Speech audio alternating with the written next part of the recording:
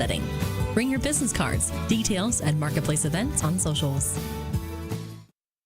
ESPN Radio for Western Montana, KKVU HD3 Stevensville, and 102.9 FM on K275BS Missoula. It's time for Montana's only daily sports talk show, Nuanez Now. Watch the show statewide on SWX Montana Television.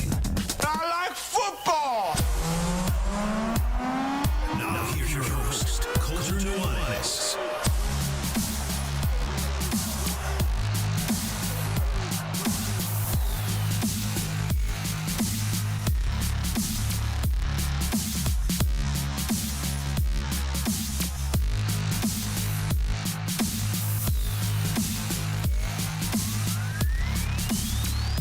Yo, what's up, Montana? Welcome in, 102.9 ESPN Radio. You're listening to Nuanez Now. Hopefully you had a nice long weekend. I sure did.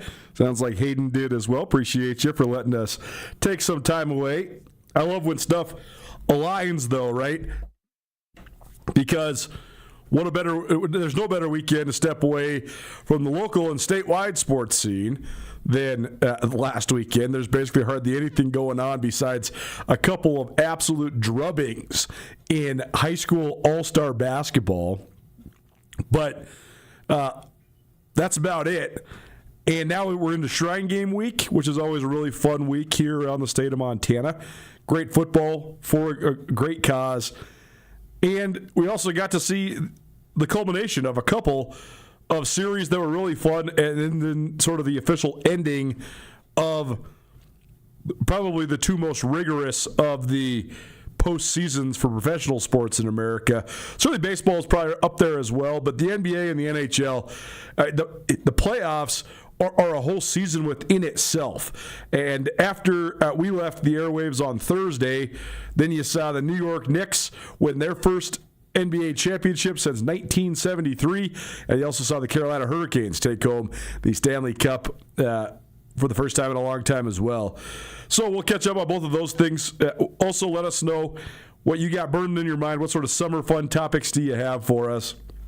We'll talk even more in depth about the New York Knicks win tomorrow. Rajim Seabrook, our resident New Yorker, he'll be in studio with us. He's been a Knicks fan for literally his whole life.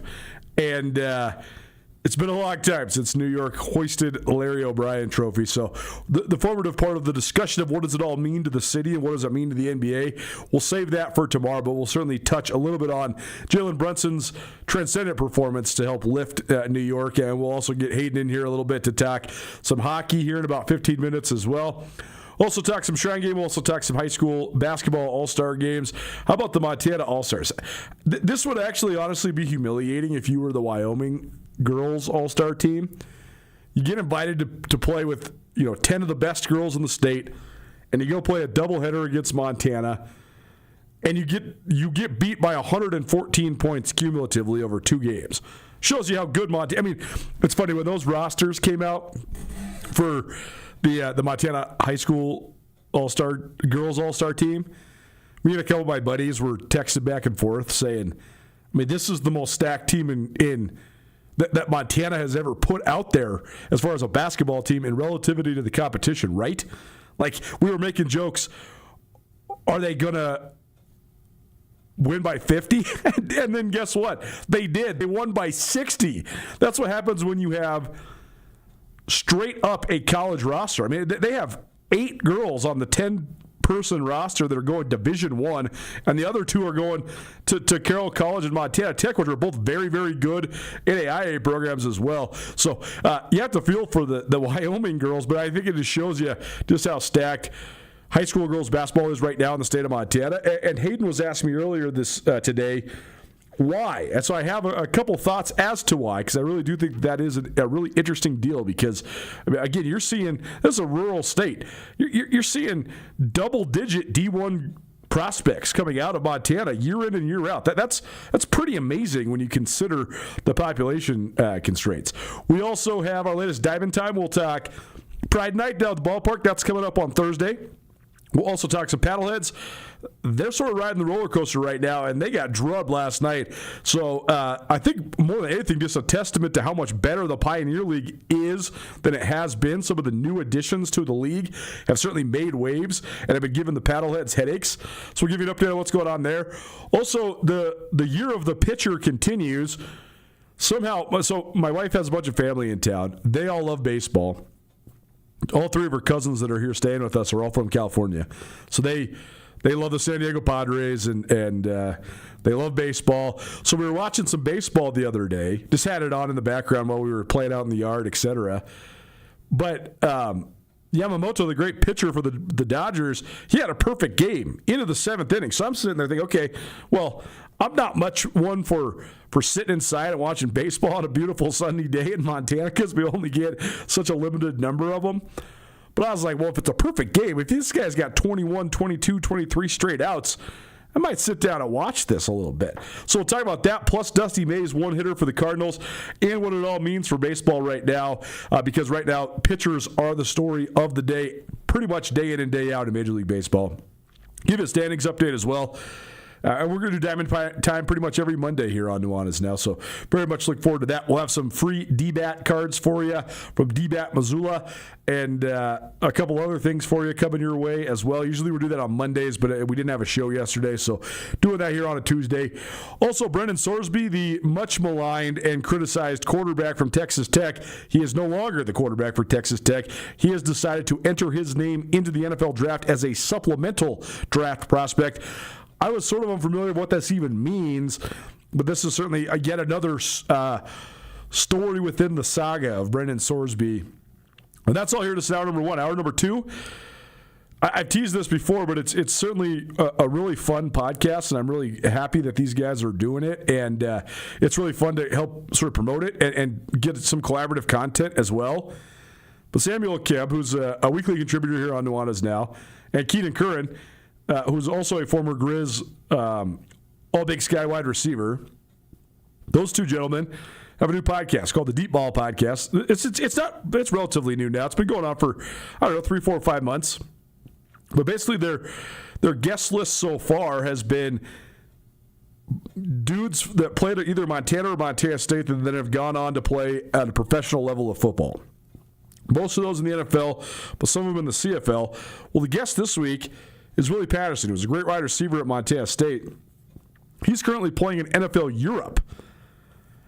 I was pretty uneducated about NFL Europe until Willie Patterson came on.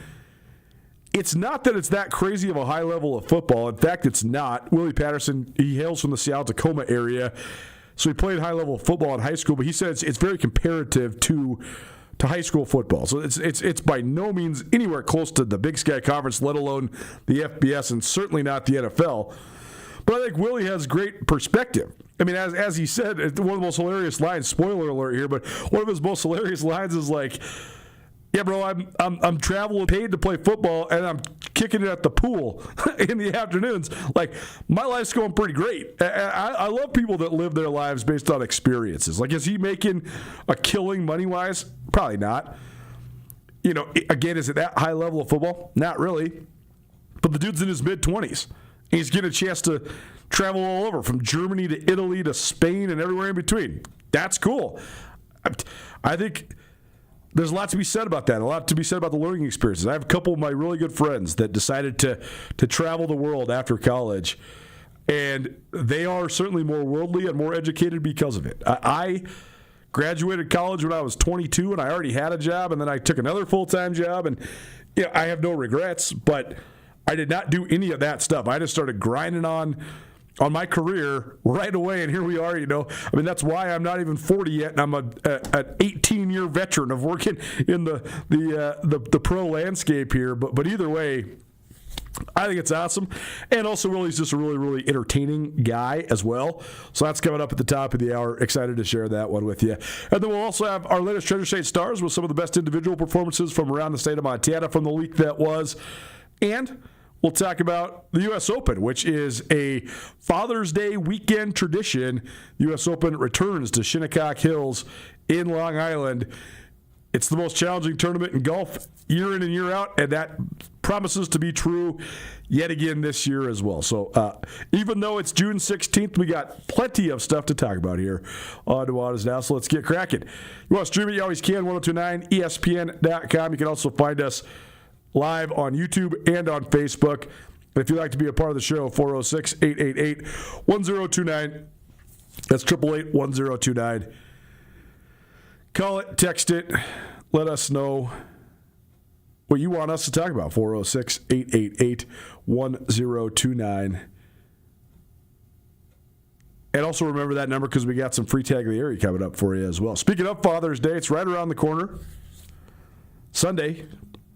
And we're giving you the opportunity to win a foursome from Larchmont Golf Course, as well as 2 carts and a gift certificate to the Last Best Golf Company. Pretty nice prize, if I don't say so myself. Certainly one I would be very happy to win. All you got to do to enter in is to text us something about your dad. And I know maybe there's some people out there that don't have dads or you lost your father.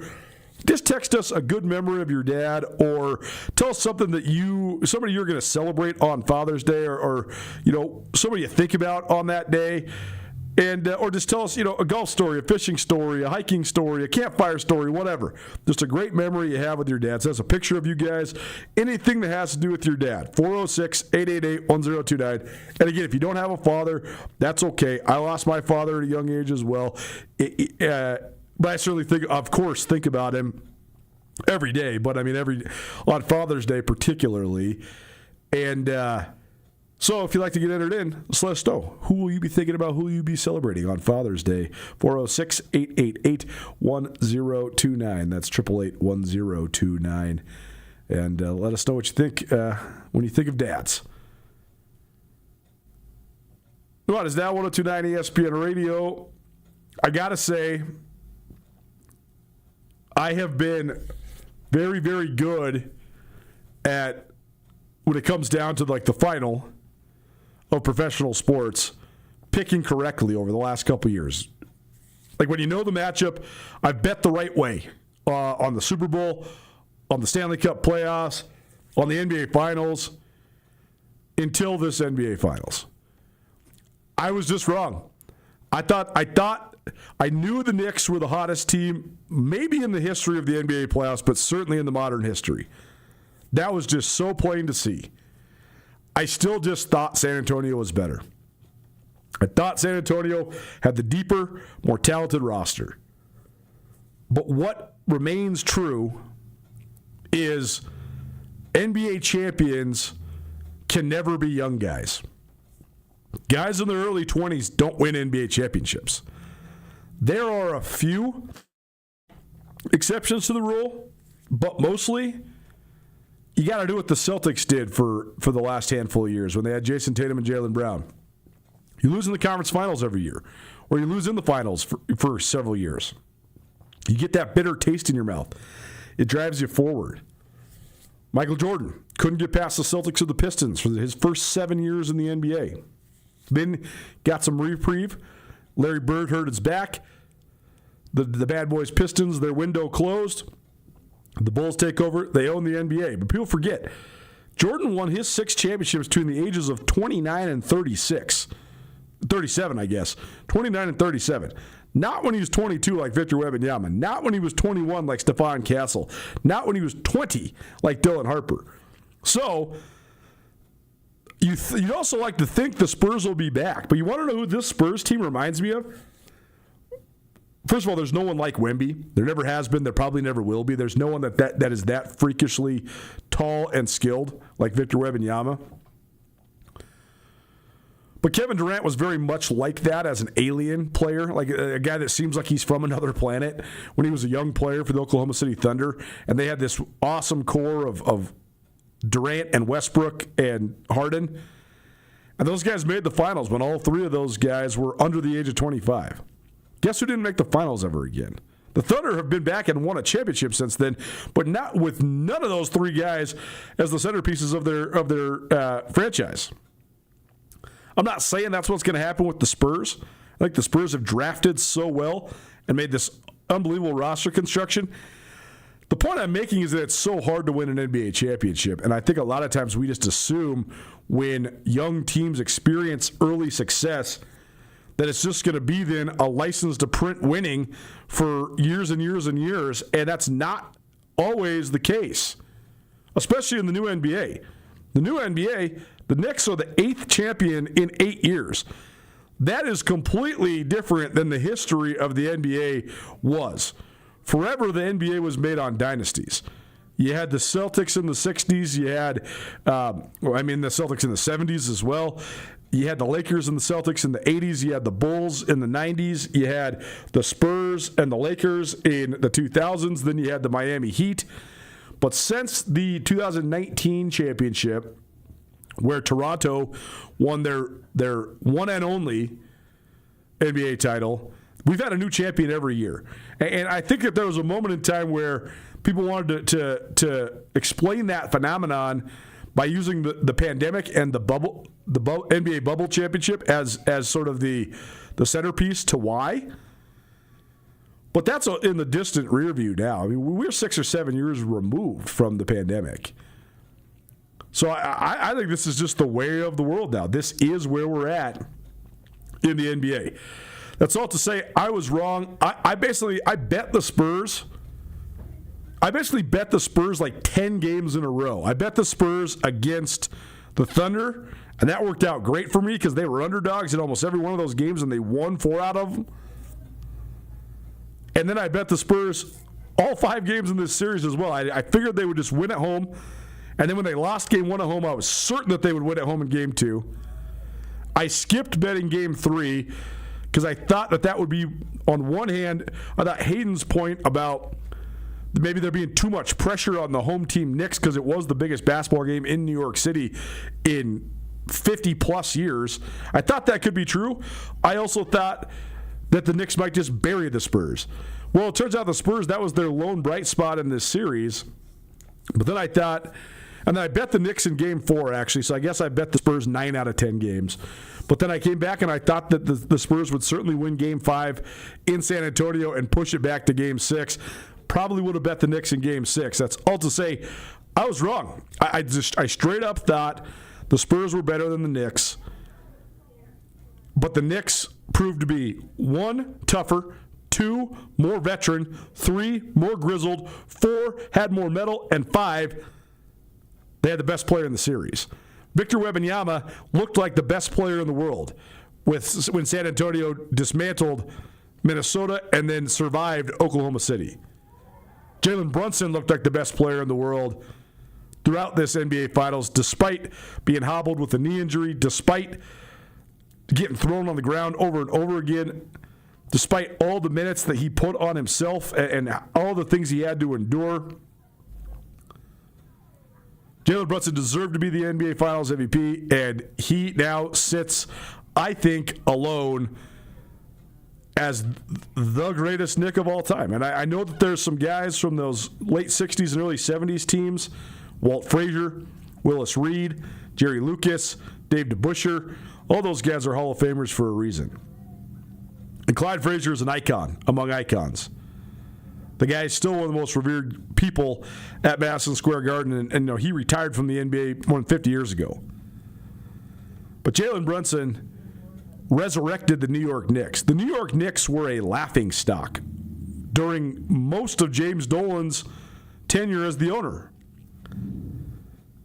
Everything from the Isaiah Thomas hiring as a coach that was just a calamity to the lack of ability to win after giving Carmelo Anthony and Amari Stoudemire these huge contracts, to all the swings and misses. I mean, all the marquee free agents of the last 20 years have been rumored to be going to the New York Knicks. They got Melo and they got Amari. They didn't get LeBron. They didn't get Yao Ming. They didn't get, name the superstar who could have gone to New York. Kevin Durant, Kyrie Irving. None of them ended up there. So that also made him a laughingstock. You had the whole Stephon Marbury saga that turned into the Starbury saga. The Knicks were it. They were like the poster child. The Knicks and the Clippers, those were like the two poster children for being dysfunctional franchises. And Jalen Brunson, I'm not going to say single-handedly, but almost single-handedly drug him out of that. And he deserves all his flowers. He deserves all the hyperbole about him being an all-time great New York Knick already. I absolutely believe that's true. There's no question about it. More on the New York Knicks tomorrow. Rajim Seabrook, our man who is from the Bronx, he'll be in studio with us to break it all down, what it means for the city, and to him as sort of our resident New York sports fan. Very much looking excited. We haven't had Raj on the show in a little while, so looking forward to catching up with him across the board, but certainly when it comes to breaking down all things NBA Finals. Nuanez Now 102.9 ESPN Radio coming to you through the Grizzly Disposal studio here at the Missoula Broadcasting Company. Grizzly Disposal, locally owned, veteran-owned, and the only Bears that should be in your garbage. The Stanley Cup Finals was back and forth, but then Carolina seized control with pretty much the only convincing win of the first 5 games when they won Game 5, and then they just kept that momentum going. They did not relinquish control, and they won Game 6 3-0. to slam the door on the Vegas Golden Knights. Hayden Smith joining us here, talk all things hockey. Hayden, this was a super high scoring series, and neither of the goalkeepers were playing that well. But then Carolina found something in the goal, and that seemed to be a huge boost. What else did you see that helped Carolina take this one home? Yeah, I mean, I think the power play looked really good in Game 5 and 6. They were struggling a bit, and really they were struggling for the entirety of the playoffs before they kind of found it in Game 5 and 6. I thought the penalty kill did just enough. I think the superstars really, showed up finally, especially in Game 5. Svechnikov looked great. Sebastian Aho looked good.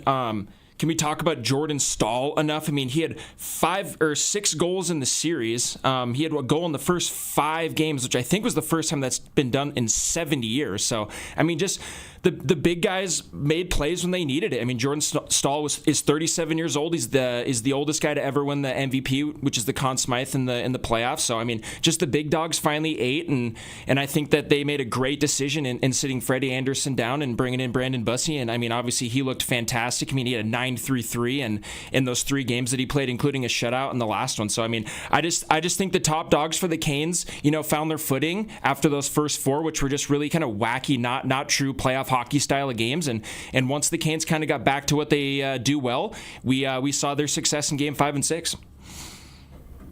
You made a comment earlier in the office that you said, thank God Vegas didn't win this. I've heard this from a lot of different people that are NHL aficionados. Why do you think it is that Vegas has sort of become vilified already? What is the thing that maybe rubs people the wrong way about the Knights? Or why were there so many people that seemed like it was rooting against Vegas in this series?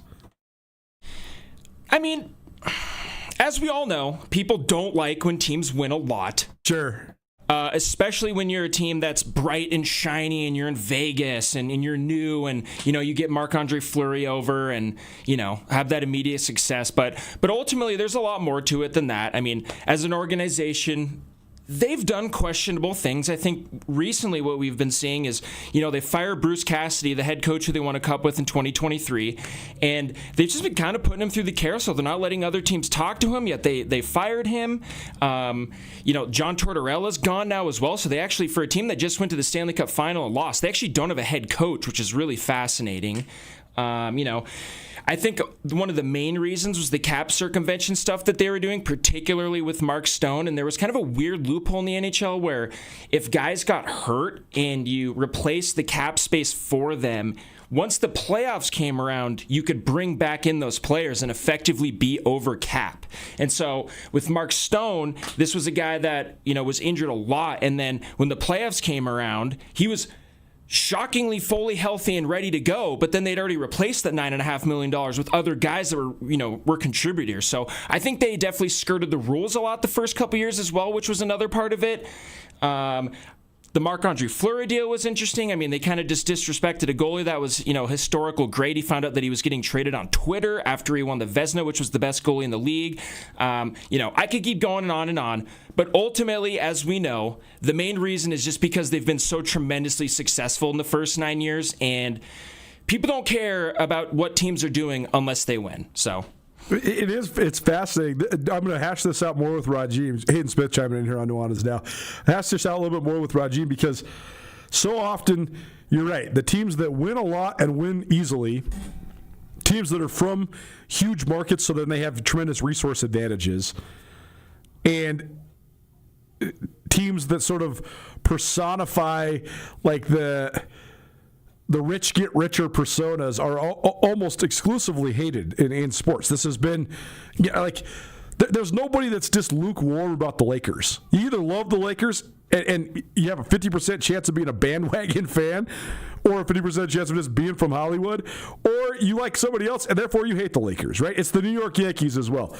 That's what's so fascinating to me about the Knicks, is that the Knicks are the big market team that do play in the shiny arena that you'd think would have all these advantages to luring the best players, especially in this, the modern age NBA where everything is all about which free agents you could sign. And that hasn't been the story of the Knicks at all. And they're like this beloved team that people have gotten behind, even though they do have all the stuff that usually makes you hate a team. Just fascinating to think about the Knights in that capacity as well. I do think the fact that they were so good so early, basically, if you jumped on the bandwagon, you've just been riding it. And so it's just so easy to root against fans like that. Or if you were against the bandwagon, you're just off of it, and then you sort of resent that team. So it certainly makes a lot of sense. We'll have some more hockey talk for you a little later on, but wanted to get both those talking points in as we come out of the weekend. Those were our best of the weekend. The NBA Finals wrapping up in 5 games, and the NHL Stanley Cup Finals wrapping up in 6 games. And now here you're sitting there thinking, well, what the heck am I going to do tonight, right? Well, what I'm going to do is I'm going to start going out instead of watching the game at night and sitting on my front porch and reading my book for longer and watching the sunset, right? I'm usually pretty good about reading for an hour or maybe a little more, in the evenings. But I'm gonna, when you're sitting down at 7 for the game, I'm just going to go out front now and soak it all in. I had that thought the other day. June 16th today, summer solstice is coming upon us on Sunday, and then the days start getting shorter. What a depressing thought. It's like been summer for like a week and a half, and then the days start getting shorter. But I love this time of year when the sun lingers in the sky, and you got to soak it up. It's way too dark for way too long, for way too many months around these parts, so you gotta soak it in. Nuanez Now 109 ESPN Radio. I wanted to touch a little bit on the Wyoming-Montana High School All-Star Games, and I also wanted to touch a little bit on the Montana East-West Shrine Game as well, but we're sort of up against this, so we'll take a break. We'll come back. We'll talk some baseball. We also have All-Star Game stuff on the docket coming your way. Also, Willie Patterson and Exer on the Deep Ball podcast coming your way as well. That's all next. Don't change that dial. Keep it right here. You're listening to 102.9 ESPN Radio.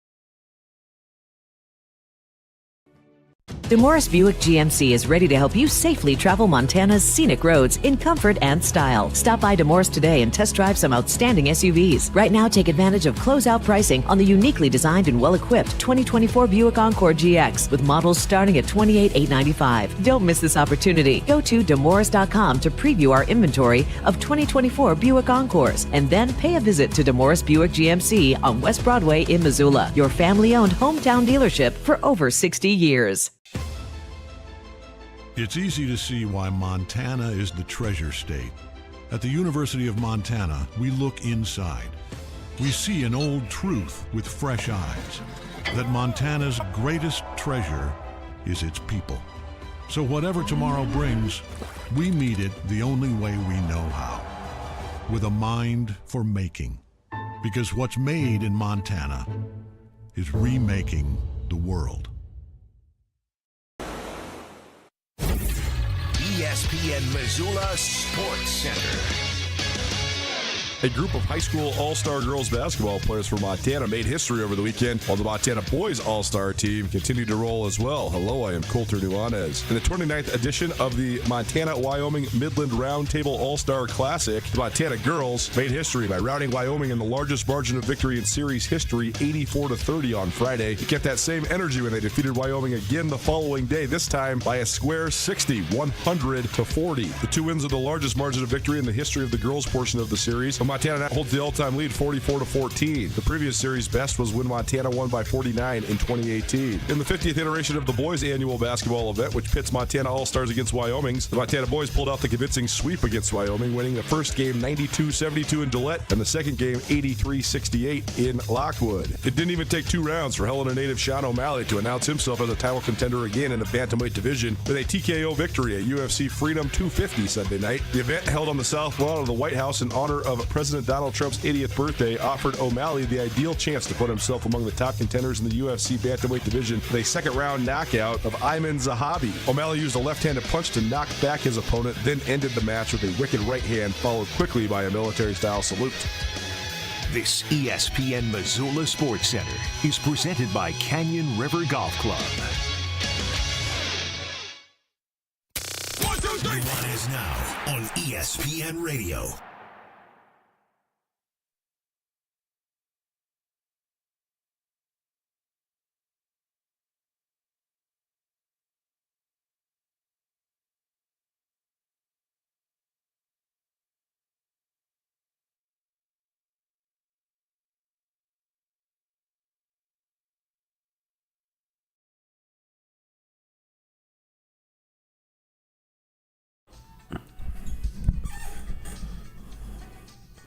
I've been wondering what a Vegemite sandwich was for my entire life. They talk about it in that song. I don't know. I don't know what a Vegemite sandwich is. Do you? Let me know. It's obviously Australian. I mean, that's Men at Work, one of the great Australian rock and roll bands ever. But they always talked about a Vegemite sandwich. It sounds disgusting, but maybe it's not. Maybe it's good. You ever had one? Let us know, 406-888-1029. That's 888-1029. Also, text us pictures of your dad or anybody you celebrate on Father's Day. That'll get you entered in to win our Father's Day giveaway, courtesy of Larchmont Golf Course. We got a foursome and 2 golf carts, plus a gift card to Last Best Golf Company as well. 406-888-1029.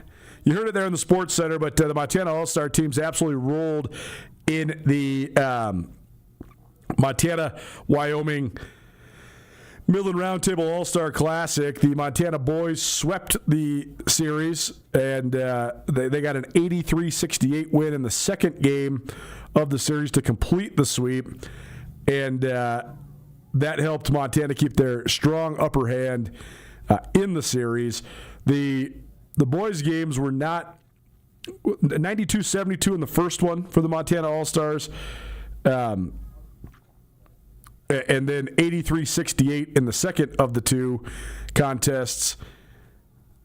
And that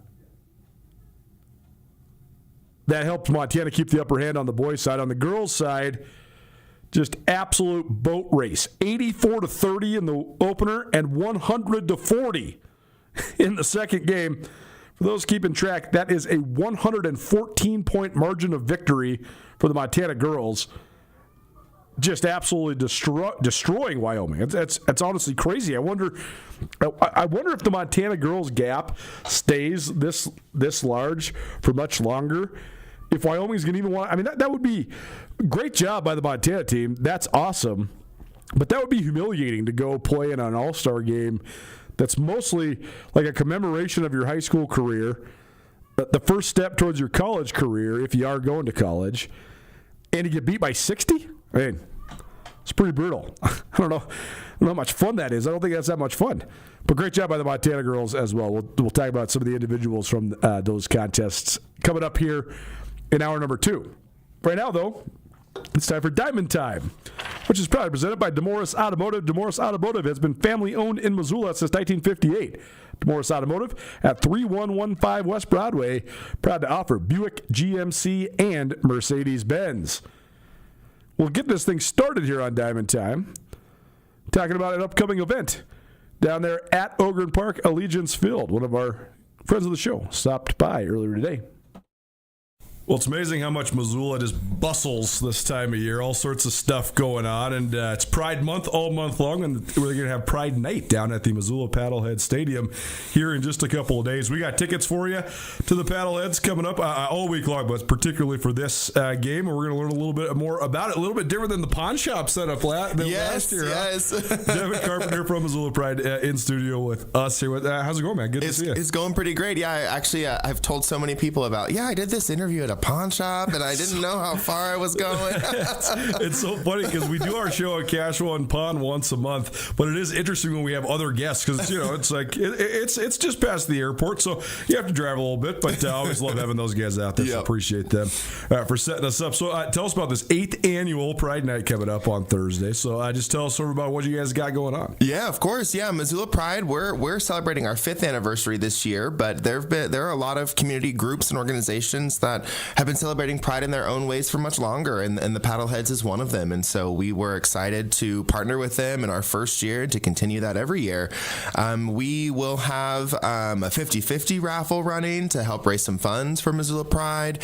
There will be some really sort of Pride-centered in-game activities and different things. And I think what I love about this game every year is that it's just so fun to be out, have a hot dog, grab a Sage Juicy Pale Ale, and enjoy some local baseball. The beer's good too. It is. Draftworks makes a special Pride Month beer, and it's really, really good. So that's certainly a perk. Are they going to do cool jerseys again this year? So unfortunately, we don't have the jerseys this year, but that's because they are supporting other local community organizations, and so I think there's so much great work happening in Missoula that we got to spread the love around a little bit. Well, and anybody that does go to this game, a couple bucks, $2 out of your ticket sale is going to go towards Missoula Pride as well. So this probably helps you guys out as an organization. It sure does. We try to keep as many things free and accessible to everyone as possible, and so things like the baseball game that do have a nominal ticket fee, every little bit helps.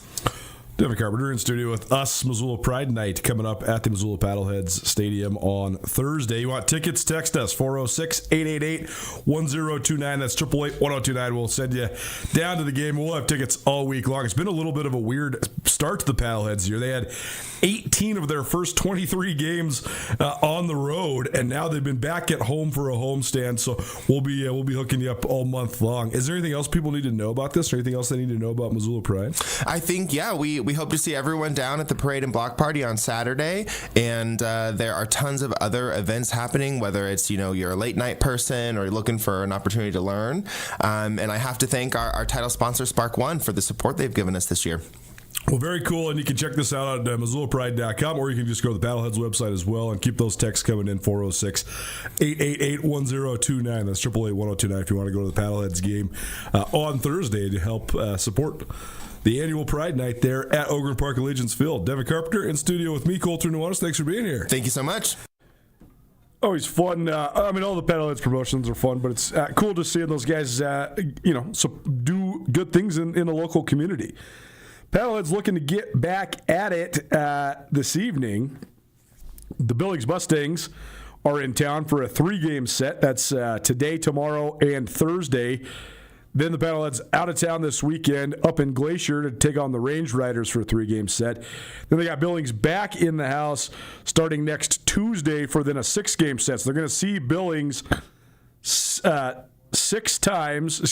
times in the next 12 games. So certainly going to have plenty of familiarity with their rival by the time next week is all said and done. But licking their wounds a little bit. The Paddleheads blasted the Oakland Bowlers at home on Friday, 15-3, and that was to even the series 2-2. Then the Bowlers ended up winning the series by winning 8-5 on Saturday, and then going absolutely nuclear offensively on Sunday. The Bowlers had 29 base hits and scored 23 runs in a 23-11 victory over Missoula. That's a lot of offense, man. Let's count this up real quick. 1, 2, 3, 4, 5, 6, 7, 8. 8 Oakland players had at least 2 hits in the game, and 6 of them had at least 3 hits. Jaden Kalura had 3 hits. Jeter Ibarra had 4 hits.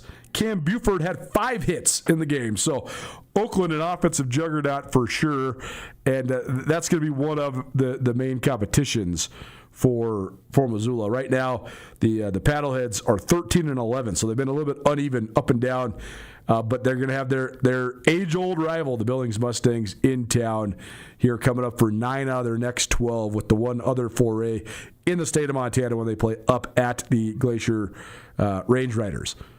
Diamond Time, probably presented by D-Bat Baseball and Softball Academy. D-Bat has the premier batting cages in the city of Missoula.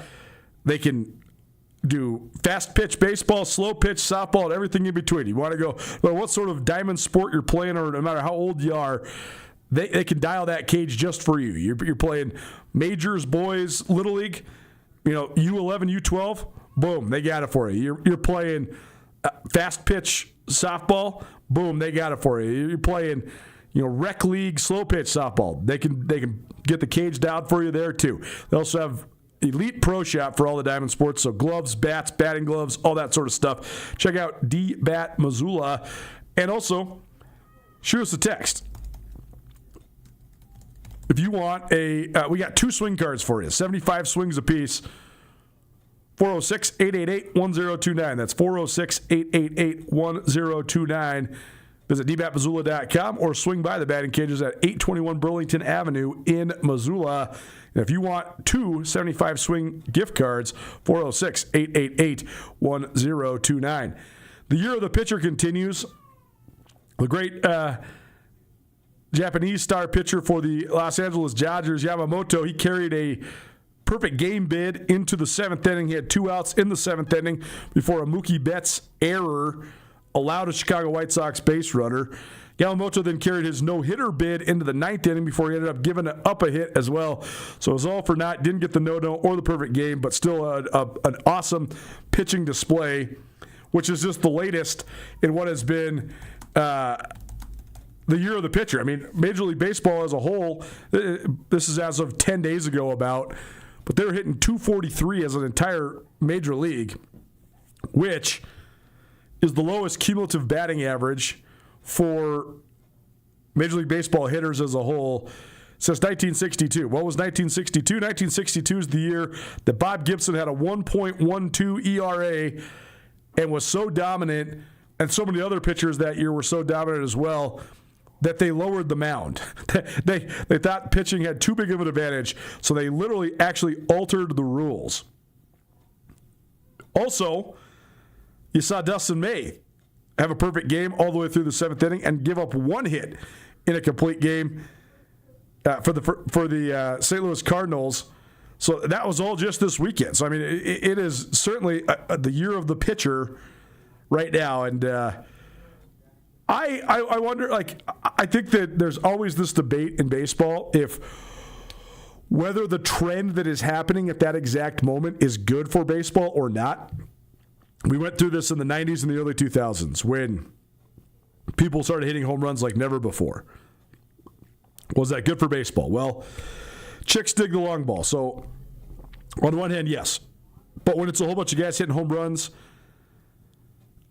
that maybe wouldn't be hitting home runs otherwise if they weren't chemically enhanced, then I think maybe the answer is no, that's not good for baseball. I mean, I don't think there's a maybe. That's not good for baseball. But one thing one of my good friends always reminds me, he's a huge baseball nut, watches baseball every single night. The ebbs and flows of Major League Baseball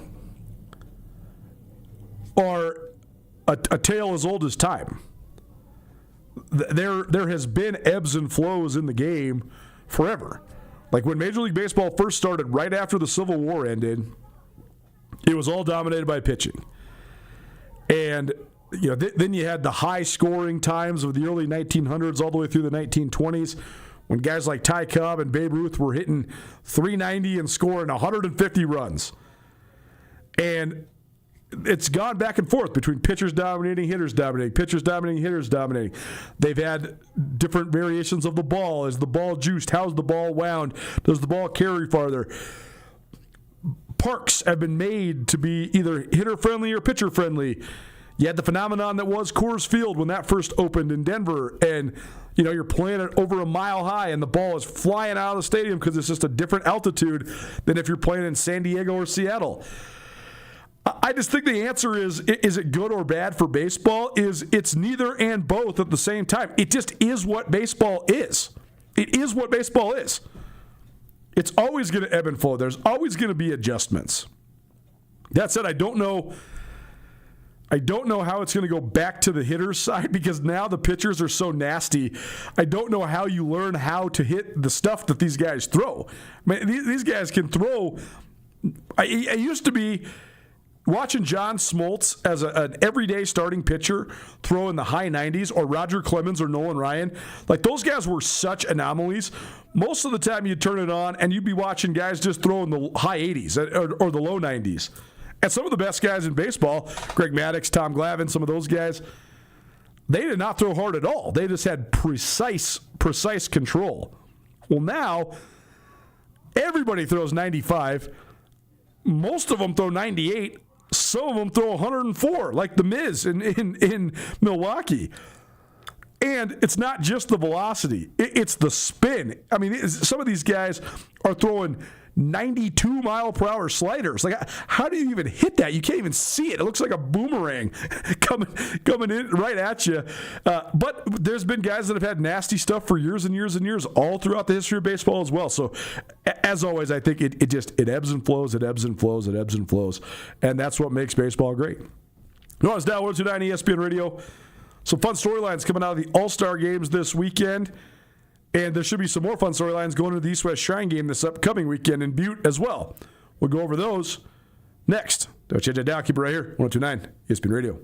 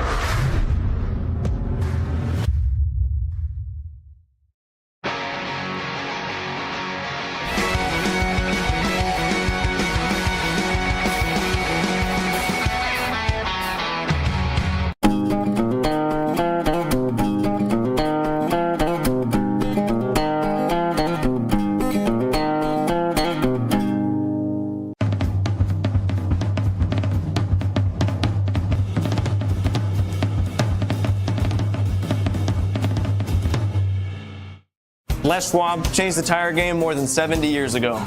Today, we still believe you should get more from less. Like more hustle, less hassle. More of the best service around, less of the runaround. Because we include America's best tire warranty in every tire we sell. So you get more unbeatable warranty, less charging you extra. It's why we're more than proud to say, you get more from less.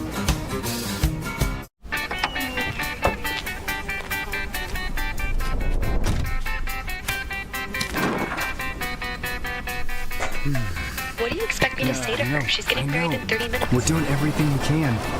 John, can you hear me? John.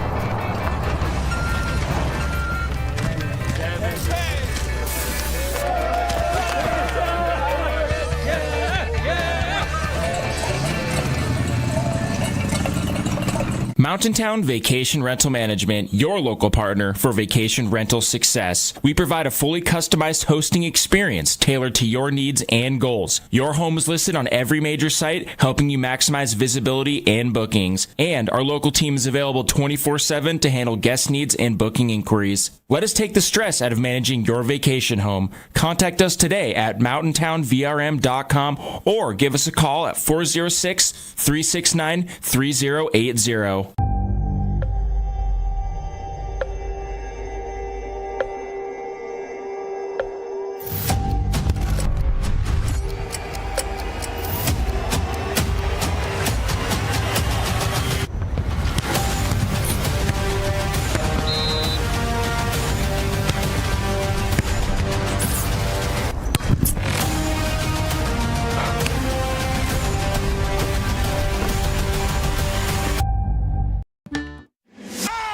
It's Nuanez Now on 102.9 ESPN Missoula.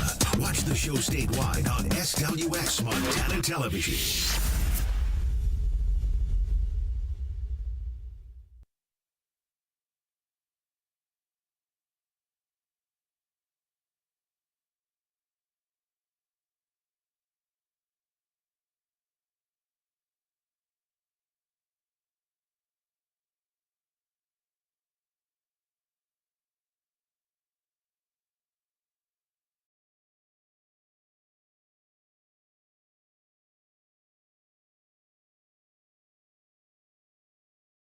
Welcome back. 102.9 ESPN Radio, SWX Montana Television, and the ESPN MT app. Colter Nuanez coming to you through the Grizzly Disposal Studio. Grizzly Disposal has roll-off boxes for your construction project. They can get them to you fast. Don't wait days or even weeks. Grizzly Disposal has them in stock. They can get them to you within 24 hours. Want to find out more? Visit grizzlydisposal.com. Grizzly Disposal, the only bears that should be in your garbage. The Montana high school all-star basketball teams rolled Wyoming. And for as dominant as the Montana teams were in their four-game sweep, they played a doubleheader. They played one night in Wyoming, one night in Montana for each of these two doubleheaders. And for as dominant as it was, it's actually the first time Montana has swept Wyoming in all four of the games since 2003. Wyoming's boys have had some good players in recent years, and that series has been pretty competitive. The girls, though, have been dominating the series, and this year's girls' roster was so stacked. 10 players, all 10 of them going to college, 8 of them going to the Division I ranks. That is pretty hard for Wyoming to overcome. Hayden was asking earlier, why is there such a disparity? And I've thought about this for a long time. Sports in Montana are they're important because they're sort of the fabric of our communities. They bring us together. I think people appreciate the coming-of-age ceremony that it is for young people. It's something that everybody in a small town can relate on and talk about, right? Like, there's so many small towns in Montana. You can talk about the weather. You can talk about whatever's going on at the high school. Like, those are two things that are pretty common ground for that, right? But there's varying levels of talent that come out of the respective sports. Montana's always been very under-recruited in football, which has meant that a lot of guys that probably could have played at Nevada or Wyoming or Oregon State, they stay in Montana because they want to play for the Cats and the Grizzlies, what they dream of playing for their whole lives. And that's how you get guys like Troy Anderson and Taco Dell at Montana State. That's how you get guys like Patrick O'Connell and Jace Lewis and, insert name of great Montana player here at Montana, right? But Montana, the state of Montana is a bona fide Division I factory for girls basketball. And it has been for a long time. Hayden was asking why. And I really thought about it this afternoon. And I'd love to hash this out with Rajim tomorrow and maybe Ryan Tutel next week as well. But I do think there's several distinct factors here. First of all, I've said this on the show many times, but when my family moved to Montana in 1993, and we came from a tiny little town in Nevada, but my mom has roots that date all the way back to the 1800s in Montana, but no one from her side of the family had lived here for, I don't know, probably over 80 years. But when we moved back, probably more like 60 years. But regardless, when we moved to Missoula, though, I was just a little kid. I was only 6 years old. And I had no idea that men's basketball was the big ticket in town at colleges, because in Missoula, the men's basketball team was very popular, but there was nothing that was as popular as the Lady Grizz. The Lady Grizz were so hard to get tickets to when I was a kid in the 90s. Like, if you got Lady Grizz tickets, that was like a special occasion because they were so coveted. I mean, they were averaging like 6,000 fans a game back in those early 1990s days with all those great players. So that is one of the reasons, right? There was this blueprint. Women's basketball was made viable and cool in Missoula, Montana. It's the house that Robin built, right? It's the house that Rob Selvig built. If you haven't seen that documentary, it's tremendous. And those teams were so popular because they were so good, they won so much, but they were also almost exclusively from Montana or towns right around Montana. People loved that. Like, there's that iconic schedule poster. I think it was either the 93 or the 94 Lady Grizz. And all of them are wearing their Montana high school letterman's jackets. There wasn't a girl on the team that was from outside of Montana. That's crazy to be able to build a team of division. And that's not just like an also ran like pretty good team. That was a team that was winning like 28 or 29 games and going to the NCAA tournament. So that in itself was the Lady Grizz helped trailblaze women's basketball being the phenomenon it is now. It's been like that in Missoula for over 30 years. That in itself has had a huge influence on showing the younger generations about it and raising the level of basketball and development. I also think because Montana is such a desirable place to live and there's so many great towns in Montana, so often some of the best basketball players, especially girls, stay in town or stay in state and go on to coach. All of the basketball coaches of my youth, whether it was Don Siliker, who's now Don Deeden, Marty Leibenguth, I mean, those were the people that I was learning how to, Karen Deeden, I was learning how to play basketball from those people. Well, I mean, Marty Leibenguth would have been in the WNBA if the WNBA existed when she was playing in the 1980s. She was one of the greatest high school basketball coaches in Montana history, led Missoula Big Sky to multiple titles. Karen Deeden played in the ABL, but right before the WNBA was created. She's one of the greatest athletes to ever come out of the state of Montana. Don Siliker was a 1,000-point scorer and a great player for the Lady Grizz in the late 1980s. We were family friends with Lisa McLeod, who then became Lisa Tinkle. Those are the people I was learning how to play basketball with. These are some of the greatest basketball players in the history of this state. And that's just in Missoula. That's happening all over the place, though. That's happening in Helena and Malta and all over the place. So you have this huge sort of environment that grows with all these people staying around and wanting to teach the game. I also think that there's the fact that, and this has been sort of interesting to analyze, I don't know what happened to all the big guys in Montana. There's still guys with fine to good size, but there used to be like 6'10" and taller people, guys, basketball players and football players all over the place.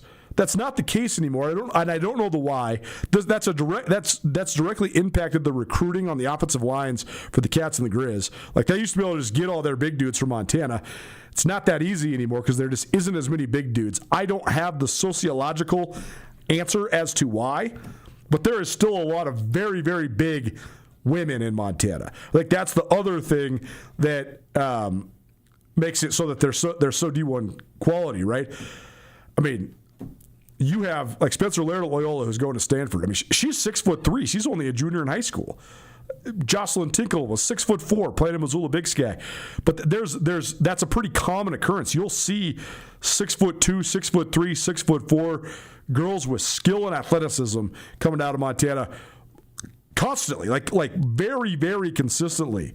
So I think that has a huge impact. I also think there's great high school coaching and great club development in the state of Montana. And I think all this stuff just sort of breeds on itself, right? Success breeds success. And that's why I think you continue to see this trend of all these awesome players coming out of the state of Montana. And that was on full display in the Montana-Wyoming Midland Roundtable All-Star Classic, where the Montana girls won the first game by, I think, 54, and then the second game by 60. Pretty dang dominant. That's a Prep Extra. It's presented by Vertical Raise, the elite online fundraising platform. You want the biggest checks for your high school sports organization? Let Vertical Raise handle the fundraising for you. Visit Vertical Raise 406, verticalraise406.com. One of the books, Hour 2 coming at you. A really entertaining interview with Willie Patterson, a former Montana State Bobcat who is now playing in NFL Europe. We will also give you our Treasure State stars, and we'll also talk some Shrine Game storylines and some U.S. Open golf. All of it in a jam-packed hour number 2. Don't change that dial. Keep it right here. 102.9 ESPN Radio.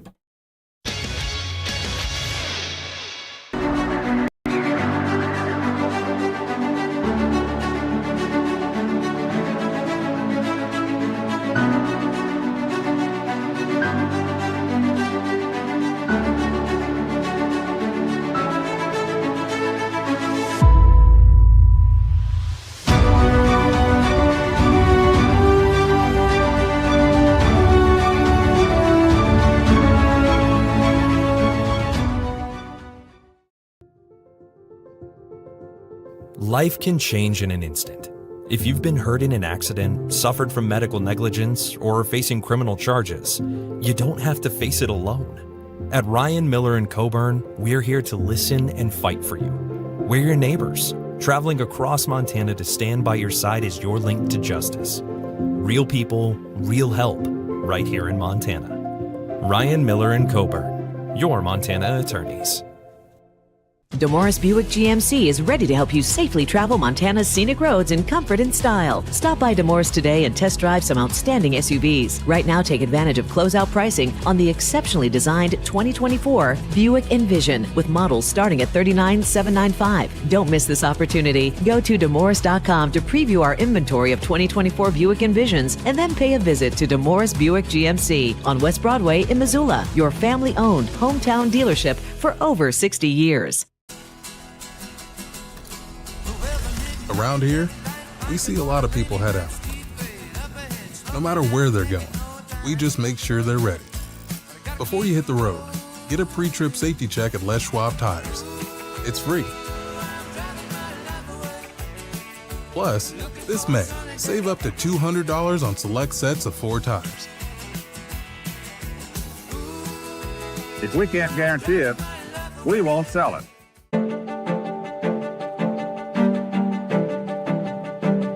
Life's about the journey, not the destination, right? Why can't it be about both?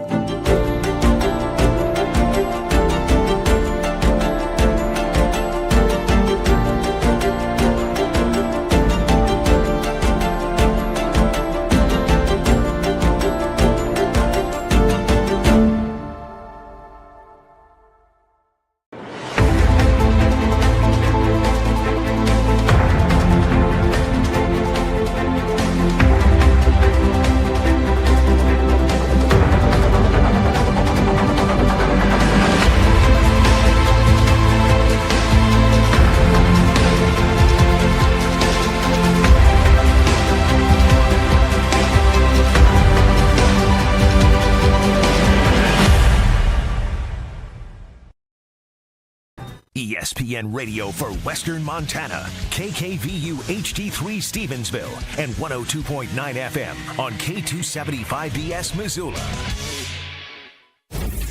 ESPN Missoula Sports Center.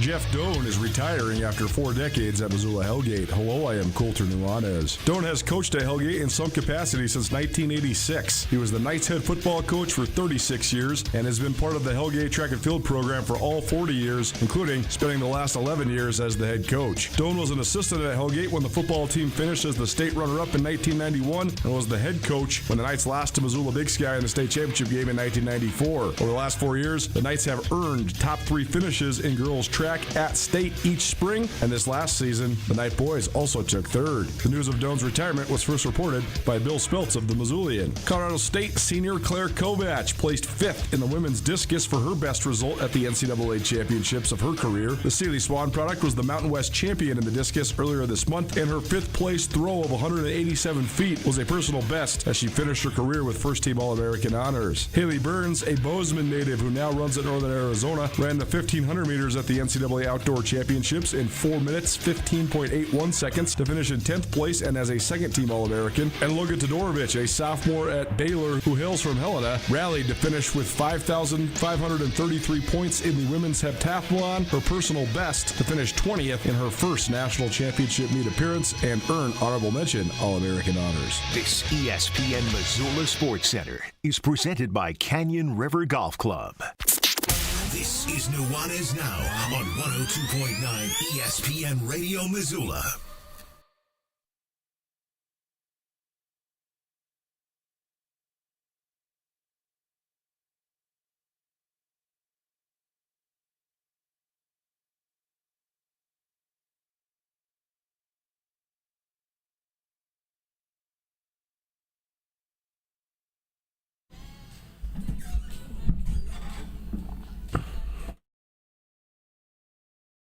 Great choice, Hayden. Love me some Prince. Welcome back to Nuanez Now, ESPN Radio, SWX Montana Television, and the ESPN MT app. Coulter Nuanez coming at you here for hour number 2. Appreciate you for hanging. If you missed anything in the first hour, you can find it on the Nuanez Now podcast, which is available on all your various podcast hosting platforms. Please rate, review, subscribe. Coming up later on this week, we're going to be doing our show live from the Mo Club on Thursday. Looking forward to that. It's a event that's co-hosted by us here at ESPN Radio, as well as the Grizzly Football Players Association. Grizzly Football Players Association is a new organization that's just trying to be sort of a networking arm for Grizz football players. And I think it's a great idea. Keep you connected with your teammates. Keep you connected with guys from teams of the past that maybe you didn't know in college, but you share something in common with. So you don't have to be a Grizz football player to come to our event on Thursday, but if you are, they'd love to see you. The Wilcos will be donating part of the proceeds from the food and drinks that are sold that day to the GFPA, and we'll have a show that's pretty Grizz-centric with some of those GFPA guys on with us. So if you can, on Thursday between 4 and 7 p.m., come on down to the Mo Club right there in the heart of Missoula. Appreciate the Mo Club for the continued support of what we got going on here and for partnering with the GFPA. We are coming to you through the Grizzly Disposal studio here at the Missoula Broadcasting Company. Grizzly Disposal, locally owned, veteran-owned. And if you want to make the switch to locally owned and veteran-owned waste management, call 406-541-7171. That's 406-541-7171. Grizzly Disposal, the only bears that should be in your garbage. Before we hear from Willie Patterson, we got sandwiches for you. Actually, you can use the gift card on whatever you want. Tagliari Deli has a wonderful wine selection. They have that's where I go get my olive oils. Sometimes if I'm feeling fancy, go get some specialty pastas. They have these awesome Italian-style market at each of the 2 locations in Missoula. You want $25 to Tagliari? You can use it on sandwiches or on olive oils or on whatever you want. 406-888-1029. Tag Tuesday every Tuesday here on Nuanez Now. The Deep Ball Podcast, co-hosted by Samuel Kim and Keenan Curran, is an awesome pursuit. These guys have been catching up with former Grizz and Bobcats that are chasing professional dreams. This is an excerpt from an episode with Willie Patterson, who hails from Tacoma, Washington, was an All-Big Sky receiver for Montana State, and the last 2 years has been playing overseas in NFL Europe. Caught up with Willie just about his early career there at MSU, his transition from a dual threat superstar high school quarterback to a slot receiver for a run-heavy Bobcat offense. Also his thoughts on Montana State winning the national championship, and these guys got into a little bit what it's like playing overseas football in a foreign country. Fascinating stuff here with Willie P. right now. The year that you played QB in high school and amassed over 8,000 yards and 90 touchdowns on offense, 5K plus throwing, and over 2K on the ground. Did you have aspirations of playing QB in college? 100%. I wanted. Did anybody look at you? Did you get any offers or anything? I had POU wanted me to play quarterback. But besides that, I only had Central Washington wanted me to play receiver. And then Montana State had me as an athlete. They didn't really want me as a DB or receiver just yet. But yeah, that's one of my things I wish I could have done was maybe went JUCO and probably just play quarterback and just had some fun with it, you know? Yeah, Was part of you like you looked at what Tommy did and you were like, man, like I could have done that. Bro, my first year playing is Troy. Troy's my quarterback. Troy Anderson. I'm like, yo, I can do this. I can say QB power. Not like him. I'm not saying I could have been what he did, but I'm just saying literally the 3-4 years of my whole college career, it's like I had a dual threat. And I'm like, man, I was out there dual threading it up. But I was that. That was me there. You know, I don't know if I would have, I have no clue if I would have panned out to what they were, but man, I think if I would have given myself a shot, I would have been able to play somewhere. Absolutely, man. Yeah, and I was watching the tape too. I was like, yeah, you was getting out of there too. I mean, it's crazy to like play with a quarterback. They were like, man, he was a dual threat quarterback, and I was doing these same things, if not more, in high school.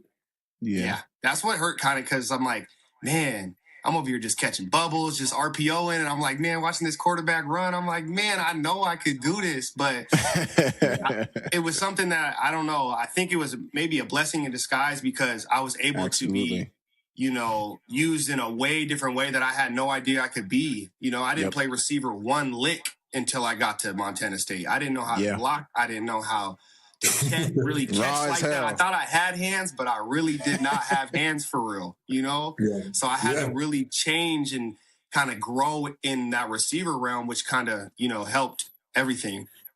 I never asked you this, Keenan, but did you want to play quarterback in college ever? Nah, because I couldn't throw the ball. No, they was running that thing in high school over there. I bet they was running that thing. We used to before every pass play, we used to call something that like there was a flat because they knew the first pass I threw was going to be in the dirt.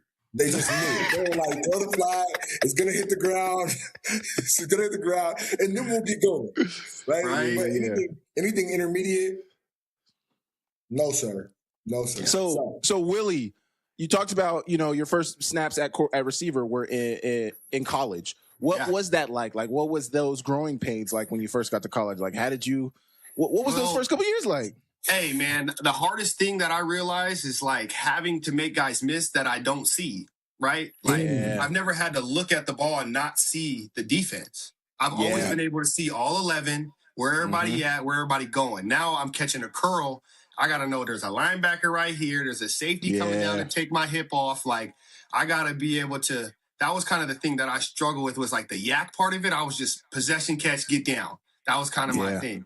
And then the blocking, that was probably we ran the heck you out playing of at the Montana ball. State. You playing at Montana State. We ran the ball, baby. So I had to dig out some Sam backers, some ends, and I'm sitting here getting thrown. I'm getting hip tossed, and I'm like, hold on, how do I block? But then that was one of the biggest things is my coach told me it was 90% will, 10% technique.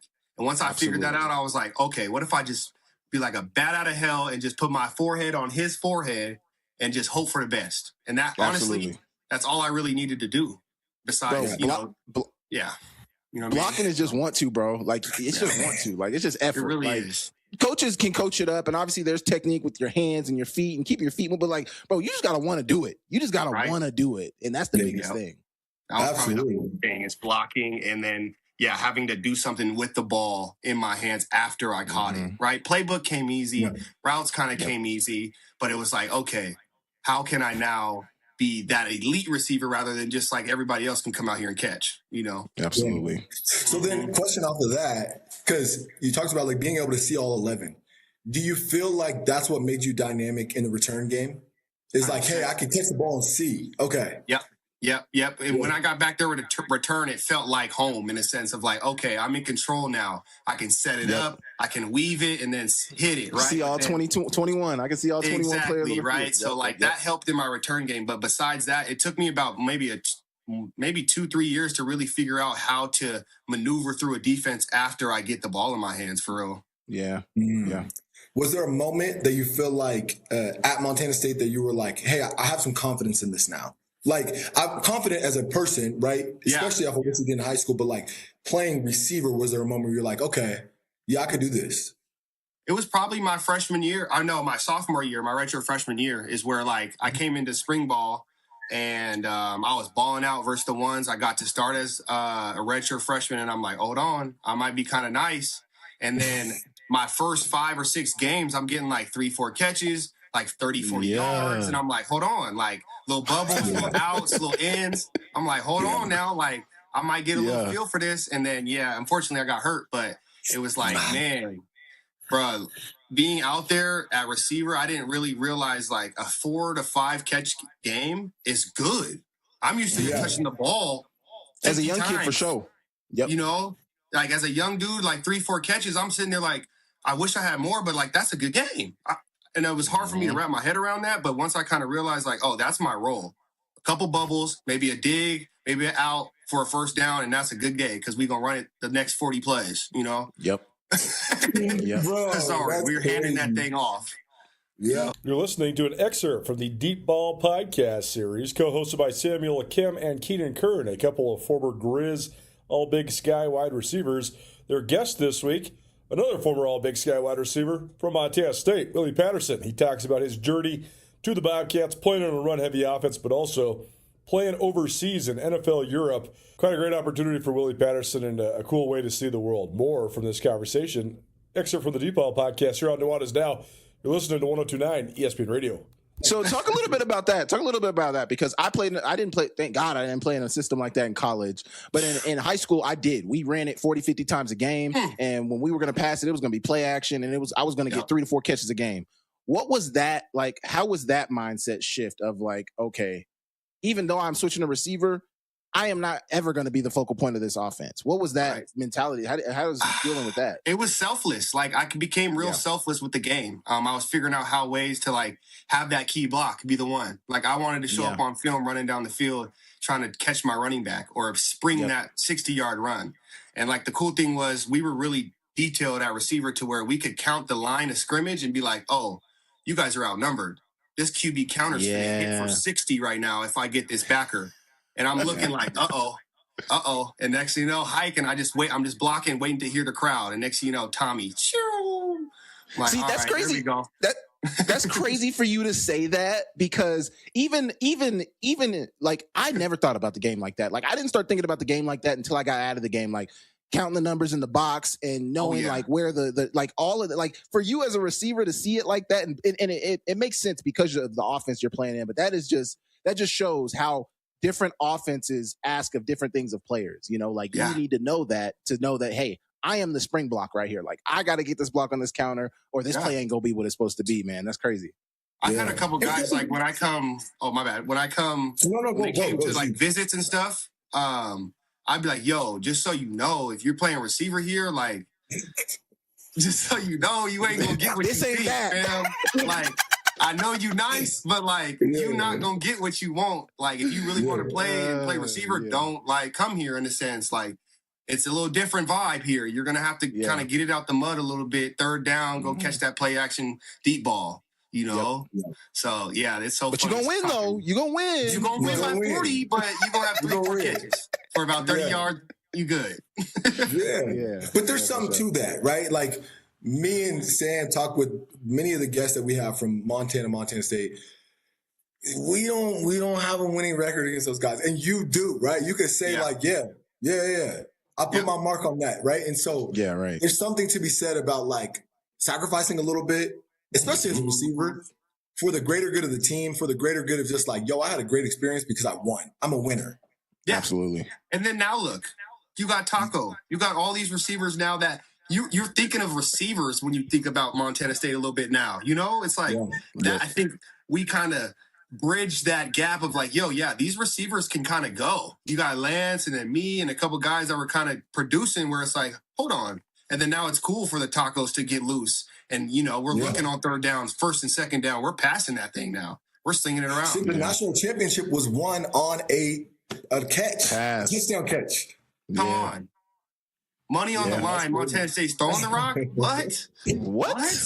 What? Come on, baby. Zero coverage. I always say zero coverage is criminal. So I've talked to a few former players. Did you ever play with Connor Sullivan? Yep. Sully? Hell yeah. Yeah. So I was in Three Forks with my job a couple of weeks ago, and he was just talking about the stress that he was going through during the game, and about how, like, he thought that they were gonna, fumble, like not literally fumble the ball, but he just thought they were gonna fumble the game away. What were your emotions? Because you said you were in Nashville. Yeah. Yes. So what were your emotions kind of watching that going through? I prayed maybe 50 times during that thing. Because man, you're sitting in the stands and you're watching flip. You're like, hold on. You can't the do momentum's nothing. gone. We're over here false starting. I'm sitting here like, yo, we're finna sell. We're finna sell. And I came here all the way. You know what I mean? I'm sitting here like, I was a little salty that they won, but I'm also like, yeah, those are my bros. Like, but like, there's a little bit of that. No way, bro. Yeah, it was the funniest thing. I'm sitting there, I'm praying. I'm with Lance and James Campbell. We're in the stands, and I'm sitting there praying. Everybody's standing, and I'm praying. And I have this dude next to me, old dude. He taps me on the shoulder. Oh, look, he's got a little Crown, little bottle, this big. He's like, here, take this. You good. And he gave me a little shooter. I said, man, what's your name? He's like, oh, I played on the rodeo team, 1972 national champion. Show me his ring. I'm like, thank you, brother. Boom, standing up, and then we was back rolling, it was like, he helped me in that moment knowing, hey, you good. I know you stressed, but we got this. Believe. Yeah. And that was my first time ever being in the stands for a football game, actually. So I'm sitting here like hearing the fans like, come on, throw it. Like, they're like, I'm like, yo, relax. They got blitz. They're like, like, relax. But yeah, it was good, man. I love being there. That was one of the best moments of my life, for real. You're listening to an excerpt from the Deep Ball podcast series, co-hosted by Samuel Kim and Keenan Kern, a couple of former Grizz All-Big Sky wide receivers. Their guest this week, another former All-Big Sky wide receiver from Montana State, Willie Patterson. He talks about his journey to the Bobcats, playing on a run-heavy offense, but also playing overseas in NFL Europe. Quite a great opportunity for Willie Patterson and a cool way to see the world. More from this conversation. Excerpt from the Deep Ball podcast here on Nuanez Now. You're listening to 102.9 ESPN Radio. Yeah. What was your first season like playing football overseas, and was it everything you imagined it would be? Honestly, I had no clue what it was going to be, right? I had no idea they even played football over there. So once I got over there, I'm like, oh, wow. Like, I thought I had to try out. And their first practice, they're like, Willie, you with the ones? I'm like, huh? They're like, yeah, the ones, line it up. I'm like, oh, okay. Like, all right. Like, and the dude's in line with me. The little German dude's like, yeah, go. Like, you know what I mean? Like, yeah, you the guy. And I'm like, oh, shoot. Like, I'm supposed they looking to at be Americans the dude. like, nah, they know what they doing. Exactly. But, hey, Tetraman, his name's Nathaniel Robitaille. I go out there, right? He's the talk of Europe, man. He's been over at Europe for maybe 3-4 years before me. And he told me that one of the biggest advice, he said, you got to be ready for 70 plays straight. On the, ready to go. There's no time you can be off because there's only 4 Americans out here, 2 on offense and 2 on defense, right? So if I don't have one of those Americans, I am at a disadvantage. A lot of guys go over to Europe and think it's sweet, right? And they're like, oh, I can tap my helmet and come off after a fade ball. No. Now your A quarterback does not have an American receiver out there. And now you have your next European getting locked up by an American corner. So, I realized, oh, shoot, I got to be the guy all times at all plays. Like, I got to be open every time. Like, there's no reason to not be. So, that was one of the biggest adjustments to me. I'm sitting here I've been able to, maybe have a guy back me up that's good or not good enough to there's no drop-off, I would say. It's a precipitous drop-off when you go out, huh? Speed, agility just went boom for the whole team, right? So it's like, oh, hold on, I got to be ready. So, that was one of the coolest things. I get over there and, man, being able to be the guy again, that was what I was looking for. That was what I was looking for. I've been grinding it out, blocking all this. No, Willie, you're getting 15 touches. I'm like, ooh. Thank you, God. You heard my prayers. Give me the rock. Give me the rock. Let's go. Let's spin that thing, bro. So, I loved it. And we had a freaking squad. I walked in, that Nathaniel Robitaille, he got hurt week 6. I come in week 7, and I have 7 games left. I had maybe 10 touchdowns, bro, in 7 games. Going absolutely nuts. Had 500 yards. Going crazy, 400 yards rushing, almost 1,000 all-purpose in 7 games. I'm sitting here they letting you run the ball too? Bro, I was getting jet sweeps, everything. I was getting bubbles. I was getting handoffs. It was lit.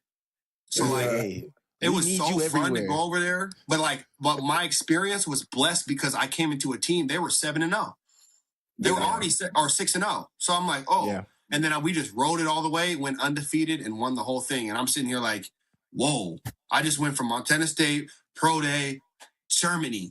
And I'm like, yo, and now we're undefeated. I'm like, my first game, I flew in on a Thursday, practiced on Friday, bus to Paris.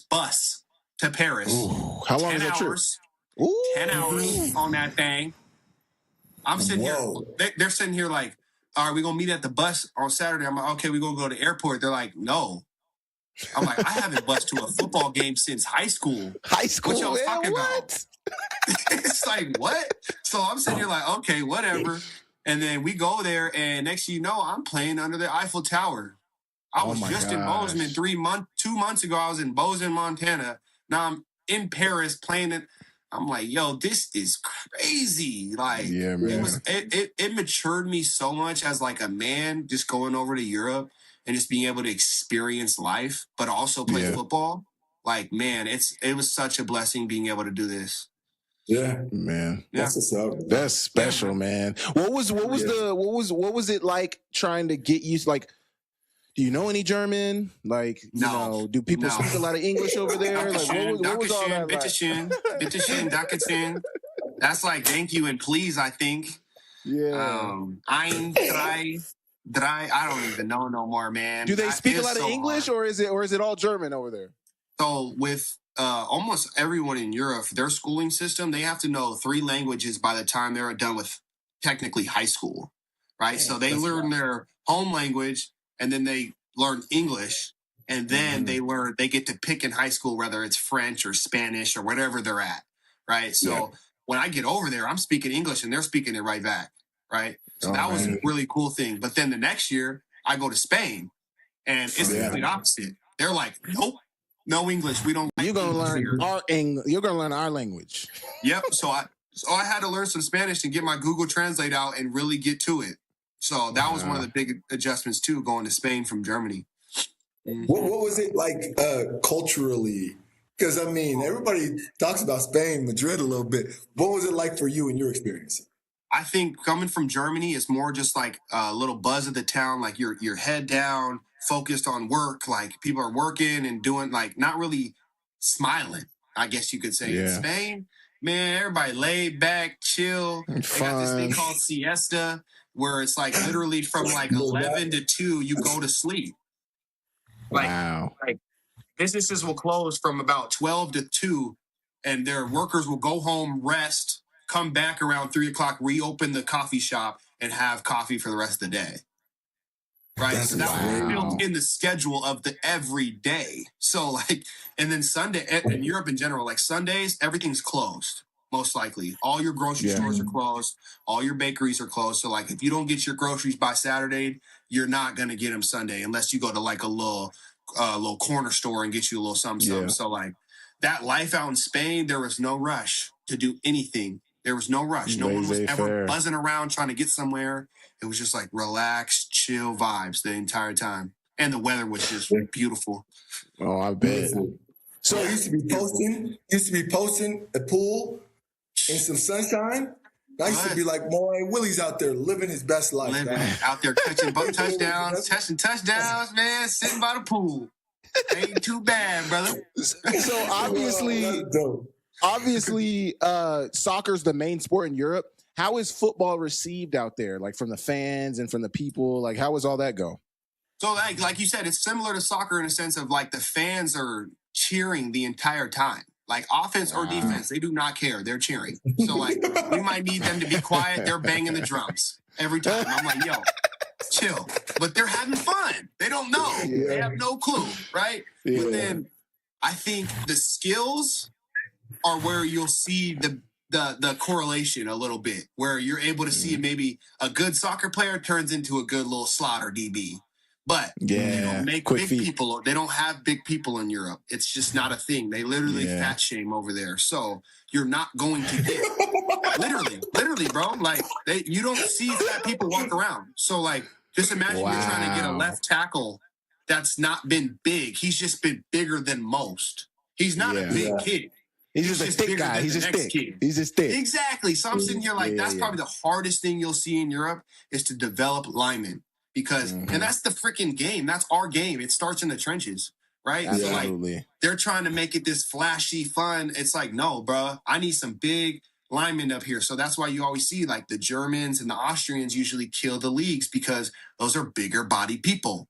And the French guys, the Spanish, they're kind of skinny, they're fast, they're not really big people. It's just their culture. Yeah. So you'll always see like big linemen, even if you see like they do like these international pathways where guys are able to come from Germany and play in the NFL. Most likely every time there's some type of D-end linebacker or even O lineman. There's never bigger than everybody out there. German receiver come over here and do something. Like, no. Yeah. You're just not better than Buddy from Florida. I'm sorry. There's nothing you can do to be having them knees like they got. Absolutely. You're listening to an excerpt from the Deep Ball podcast series, co-hosted by Samuel Akim and Keenan Kern, a couple of former Grizz All-Big Sky wide receivers. Their guest this week, another former All-Big Sky wide receiver from Montana State, Willie Patterson. He talks about his journey to the Bobcats, playing on a run-heavy offense, but also playing overseas in NFL Europe. Quite a great opportunity for Willie Patterson and a cool way to see the world. More from this conversation. Excerpt from the Deep Ball podcast here on Nuanez Now. You're listening to 102.9 ESPN Radio. Are the rules the same? Are the rules the same? Or how NFL rules. Yep, okay. NFL rules, right? But the only thing is like they're trying to make it European because NFL Europe, back in the day, I don't know if you remember NFL Europe, right? Do you remember that? Before my time. I hear about it all the time. Do you remember Madden when you could switch over those teams and they were random? Yeah. Back in the day, and it was random teams. Like, those were the NFL Europe teams. Like, Frankfurt Galaxy, Ryan Fire was one of them.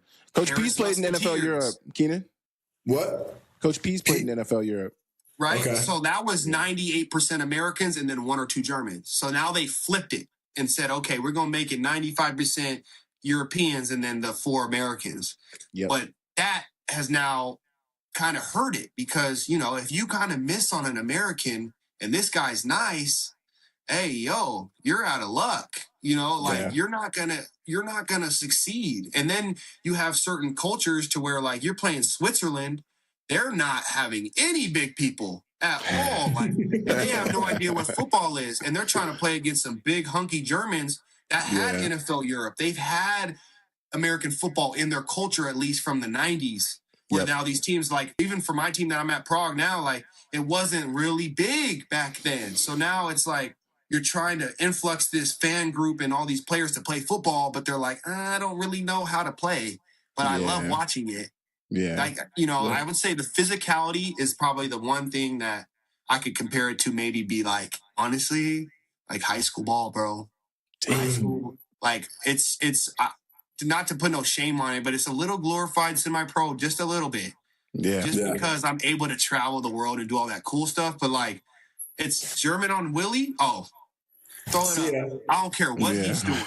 I don't care. Right? But American, okay, let me tighten up. Let me give him my good release. But it's like other times you can kind of get away. That's why sometimes usually I see my highlights. It's like, yo, why was he doing this at Montana State? It's like, because these dudes was taking angles in college. Like, these dudes is not tackling. They do not want to hit me, Also, too, like, there's no development. There's no development. Like, we're playing football from elementary school, bro. Like, out there, like, me and my wife, we were on our honeymoon, and there was this guy who plays soccer, professional soccer, but he's, like, in the 4th. It's like AAA baseball, basically. Like, he's in the 4th league in soccer. And they don't have high school sports out there. They don't have, like, that's not a thing. So it's like they're not developing all these years. They're getting into it like these guys are going to their day job and then going to play football. It's like it's way different. They're paying to play. Yeah. Which is crazy. Some of the dudes on my team pay to play. I'm like, you got me. No, sir. What? And you're showing up to every practice on time? They love it. They love it. You're like, yo, I ain't paid since Pop Warner, dog. Like, what? I don't even think I paid in Pop Warner. Pops was the coach. But like, for instance, like the development, they don't start until I think 13, 14 years old. Okay. And that's when they start flag. Yeah. So it's like, Okay, but flag ain't gonna translate No, really to when you absolutely not. gotta smack somebody in the, Absolutely so not. Absolutely that's not. the thing is like the physicality, bro. You'll see like, he's kind of timid. He's got a little timid in him, I got him. I can get him. That's Yeah, I crazy. see them eyes get all wide and you try to hit me. And I'm used to Ty O'Connor coming off this hip and taking my hip off. Yeah. And now you looking at me chopping your feet. I'm like, oh, you ain't trying to hit. You hesitating, I got you. With the heads out, I got you. With the heads out, like You ain't trying to hit. Yeah. You trying to grab. I'm running through that. Hilarious. That's an awesome episode. That's only about 20 minutes of the hour and a half those guys talk. So go check that out on the Deep Ball podcast series. Appreciate Sammy and Keenan for collaborating on that. And thanks to Willie Patterson for joining us here on Nuanez Now. That part of the conversation probably presented by Cash One Pawn, the premier pawn shop in Western Montana. You need quick cash. Cash One Pawn can get it in your pocket. They do collateralized loans. They do them quick, no credit checks. Head on out to Cash One Pawn, just past the airport, just short of the Y. Cash One Pawn, the premier pawn shop in Western Montana. The retirement of a stalwart of the Missoula and Montana high school sports scene leads our Treasure State Stars. That's next. Keep it right here. 102.9 ESPN Radio.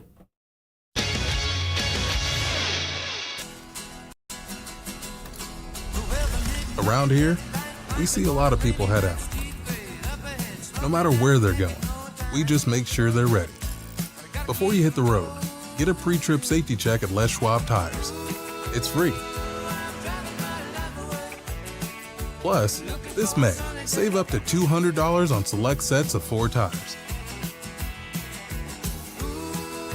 If we can't guarantee it, we won't sell it. At Shields, we're anglers, endlessly seeking and refining techniques. We're hunters and storytellers, because we've been out there.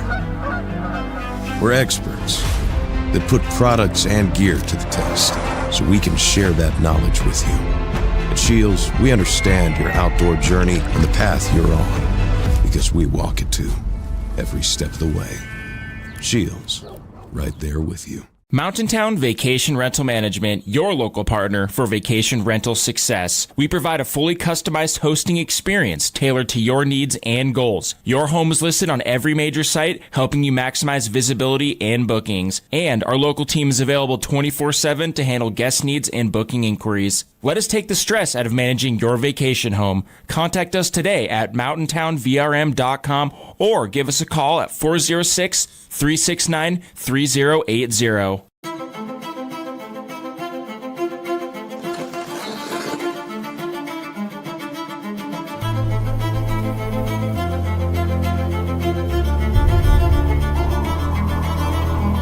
The rare moments in life, they're not just few and far between. They're meant to be treasured.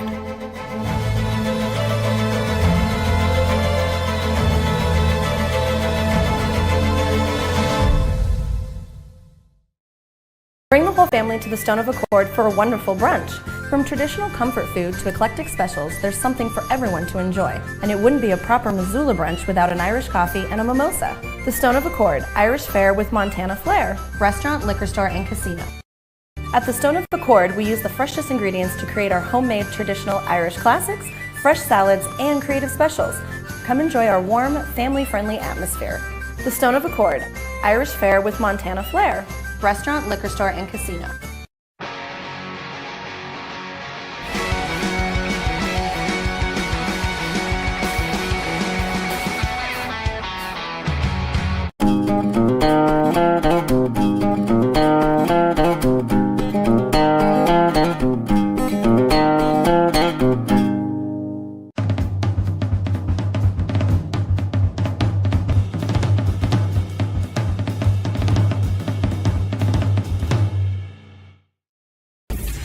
ESPN Missoula Sports Center. Jeff Doan is retiring after 4 decades at Missoula Hellgate. Hello, I am Colter Nuanez. Doan has coached at Hellgate in some capacity since 1986. He was the Knights head football coach for 36 years and has been part of the Hellgate track and field program for all 40 years, including spending the last 11 years as the head coach. Doan was an assistant at Hellgate when the football team finished as the state runner-up in 1991 and was the head coach when the Knights lost to Missoula Big Sky in the state championship game in 1994. Over the last 4 years, the Knights have earned top 3 finishes in girls track at state each spring, and this last season, the Knight boys also took 3rd. The news of Doan's retirement was first reported by Bill Speltz of the Missoulian. Colorado State senior Claire Kovach placed 5th in the women's discus for her best result at the NCAA championships of her career. The Sealy Swan product was the Mountain West champion in the discus earlier this month, and her 5th place throw of 187 feet was a personal best as she finished her career with first-team All-American honors. Haley Burns, a Bozeman native who now runs at Northern Arizona, ran the 1,500 meters at the NCAA Outdoor Championships in 4 minutes, 15.81 seconds to finish in 10th place and as a second-team All-American. And Logan Todorovich, a sophomore at Baylor who hails from Helena, rallied to finish with 5,533 points in the women's heptathlon, her personal best, to finish 20th in her first national championship meet appearance and earn honorable mention All-American honors. This ESPN Missoula Sports Center is presented by Canyon River Golf Club. Nuanez Now on ESPN Radio.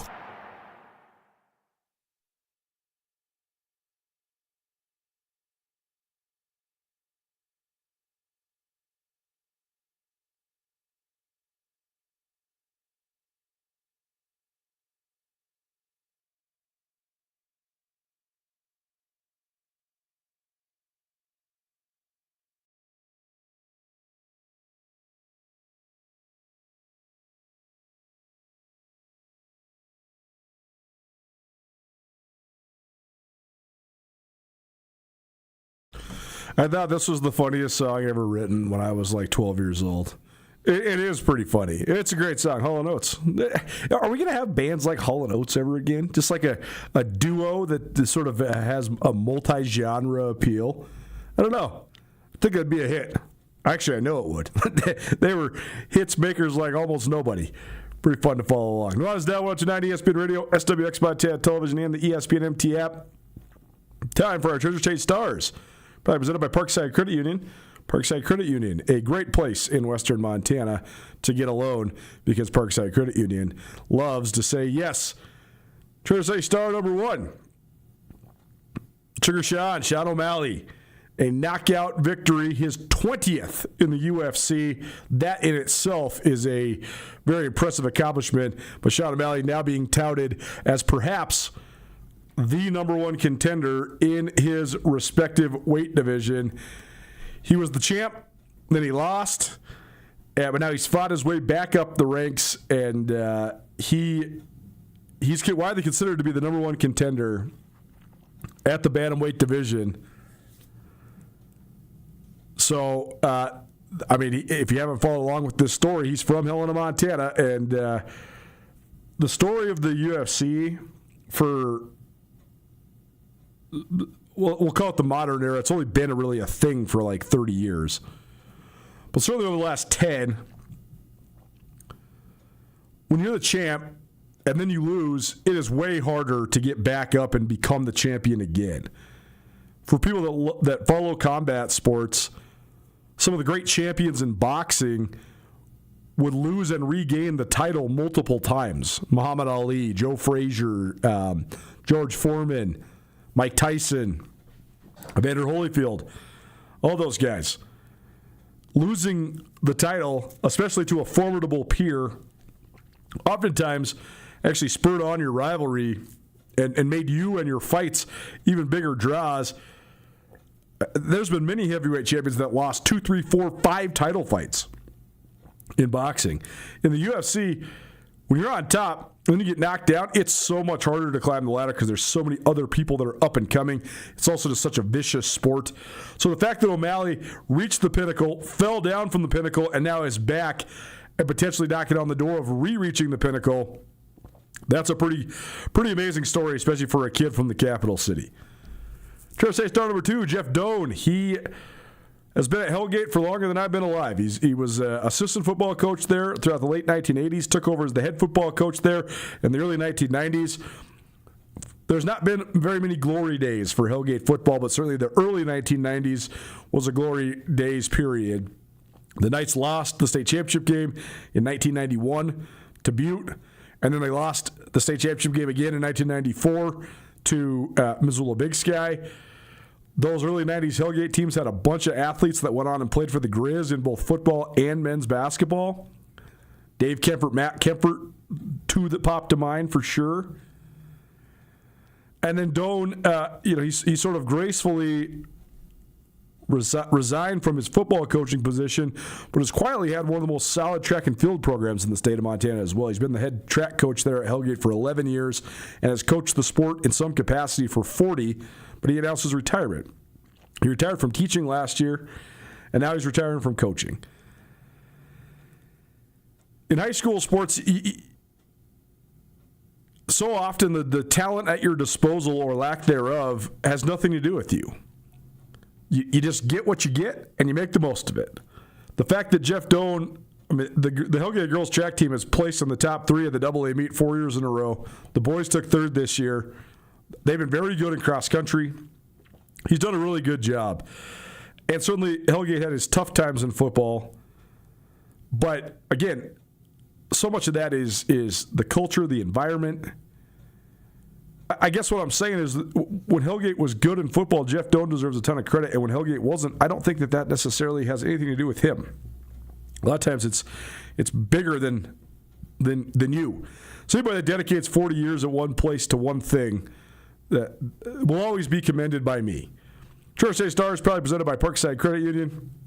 Parkside Credit Union, a great place in western Montana to get a loan because Parkside Credit Union loves to say yes. A trio of young ladies from Montana who are competing outside of the state of Montana in collegiate track and field. Claire Kovach from Sealy Swan.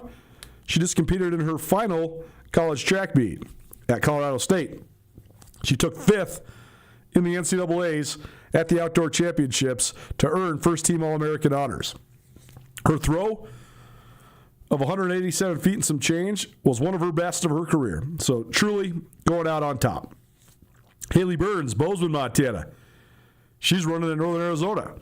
She took 10th in the women's 1,500-meter final, so that earns her second-team All-American honors. She still has eligibility remaining there at NAU. And Logan Todorovich, Helena High product, who currently competes at Baylor.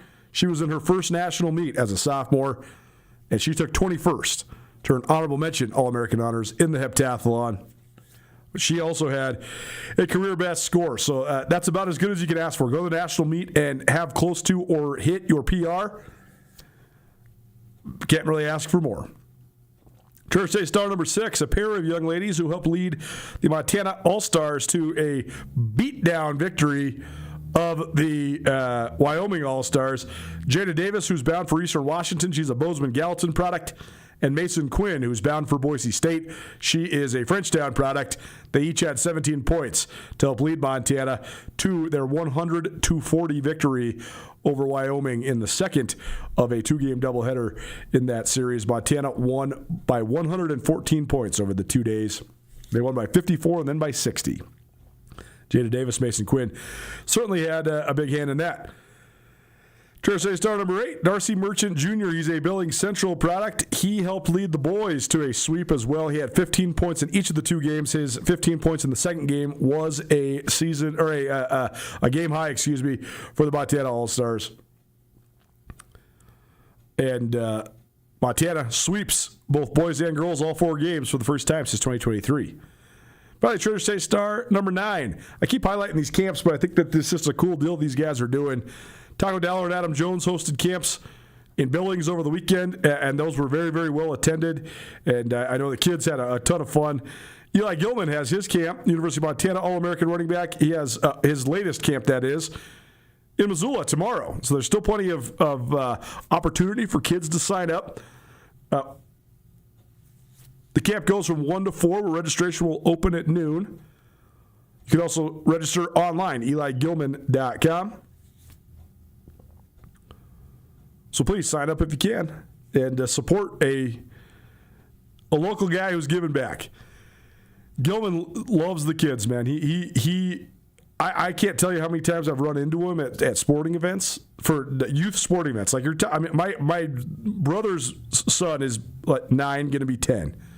I can't tell you how many times you see Eli watching AAU, watching Little League baseball, just for the fun of it. Like those kids come and support him, so he goes and supports them. It's amazing.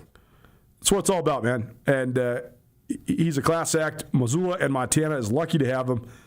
We got to enjoy it before it's gone because he's one of the great talents that's ever played for the Grizz.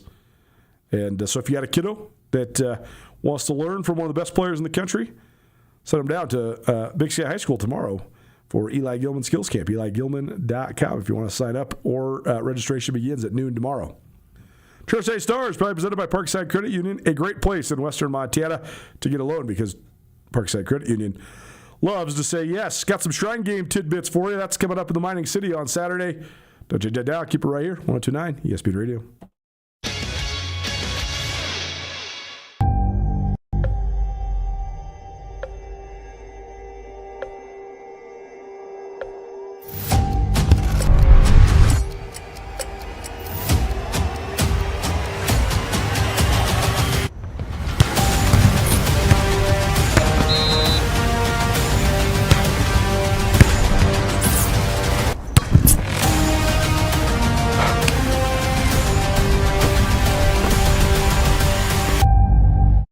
Bring the whole family to the Stone of Accord for a wonderful brunch. From traditional comfort food to eclectic specials, there's something for everyone to enjoy. And it wouldn't be a proper Missoula brunch without an Irish coffee and a mimosa. The Stone of Accord, Irish fare with Montana flair. Restaurant, liquor store, and casino. At the Stone of Accord, we use the freshest ingredients to create our homemade traditional Irish classics, fresh salads, and creative specials. Come enjoy our warm, family-friendly atmosphere. The Stone of Accord, Irish fare with Montana flair. Restaurant, liquor store, and casino. Access to Montana's great backyard is the best part of being a Grizzly. At the University of Montana, our classrooms are the mountain peaks, river valleys, and never-ending plains of the Big Sky country. We provide students with the hands-on training to protect and enjoy hunting, conservation, and stewardship. UM launches the careers of outdoor leaders so that they can protect our traditions and ensure they are passed down for future generations. Because what's made in Montana is remaking the world. Why would any business let you use their product and give you 365 days of reassurance? Mattress Firm does because they believe in their mattresses. Save on top brands like Nectar, Tempur-Pedic, Beautyrest, Serta, Stearns & Foster, and others. Mattress Firm carries $149 mattresses all the way up to the luxury Purple Rejuvenate Premier. 0% in payments as low as $39 a month, along with 365 days of reassurance. See why Mattress Firm is Montana's best place to find the sleep you deserve. Mattress Firm, where it's easy to get a great night's sleep.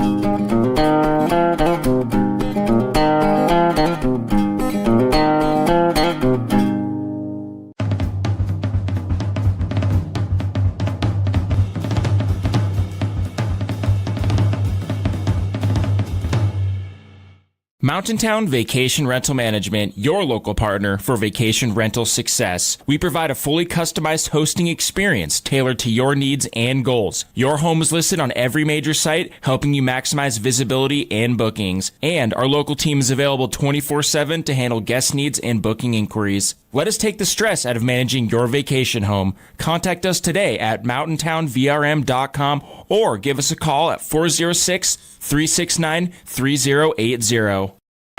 It's Nuanez Now on 102.9 ESPN Missoula. Watch the show statewide on SWX Montana Television.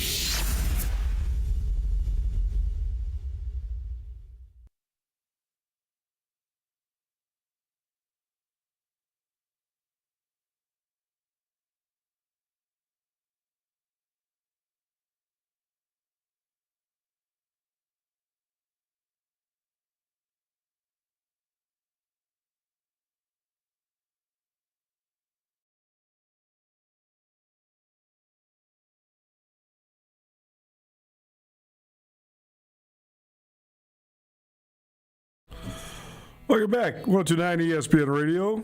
Nuanez Now. If you're missing in the show, you can always find it on the Nuanez Now podcast, which is available on all your various podcast hosting platforms. Please rate, review, subscribe.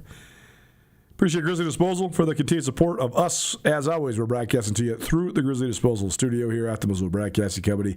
Grizzly Disposal, locally owned, veteran owned, and the only Bears that should be in your garbage. Only a couple minutes left here. First of all, I'll be kicking it down at Big Sky tomorrow for Eli Gilman's skills camp. So excited to see the kids work with Eli and excited to see him at work as well, interacting with the kids. They had a camp at Great Falls last week, and it was a great success. So hopefully it's a good turnout tomorrow and a good opportunity for the kids to learn from one of the best players Montana's ever had.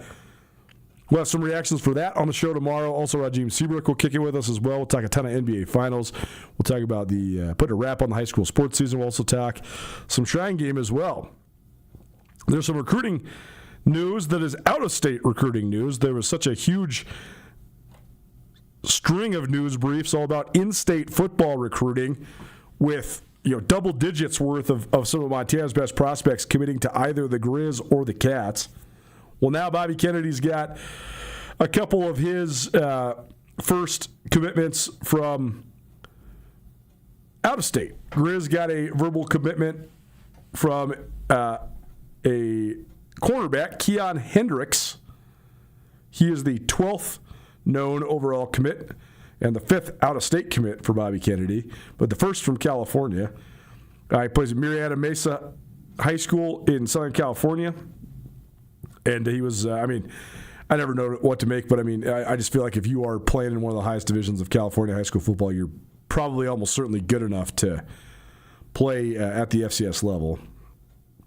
The other out-of-state recruits include Ryan Roberts, who's out of Texas, Malachi Allen, who's a safety out of Texas, and Tad Mitchell, who's out of California. So you got 5 out-of-state commits, including 2 from Texas, 2 from California. So those are not new recruiting, but renewed recruiting territory, certainly for the Grizz. And Bobby Kennedy's doing a good job of getting as many guys as possible in the boat. 12 verbal commitments right now is certainly one of the that's a high number. That's a good number. It's a competitive number, certainly. For the Bobcats, River Warren was one of 4 players that departed the Bobcat roster. We made that announcement last week. I thought with where the Cats were at with Justin Lamson coming back at quarterback, Pat Duchesne from Florence sort of entrenches the number 2, and then Grant Deegan, who's Brett Deegan's son, there as well. I thought maybe they'd be set, but they decided to take Jake Hamilton, who is a junior college quarterback. So he'll fill a roster spot there for MSU. So they ended up wanting to fill that spot left by River Warren. Tomorrow we'll have a bunch of fun talking New York Knicks, talking Eli Gilman Skills Camp, talking Shrine Game, and much more. We'll see you then. Appreciate the time. Appreciate you hanging out. This has been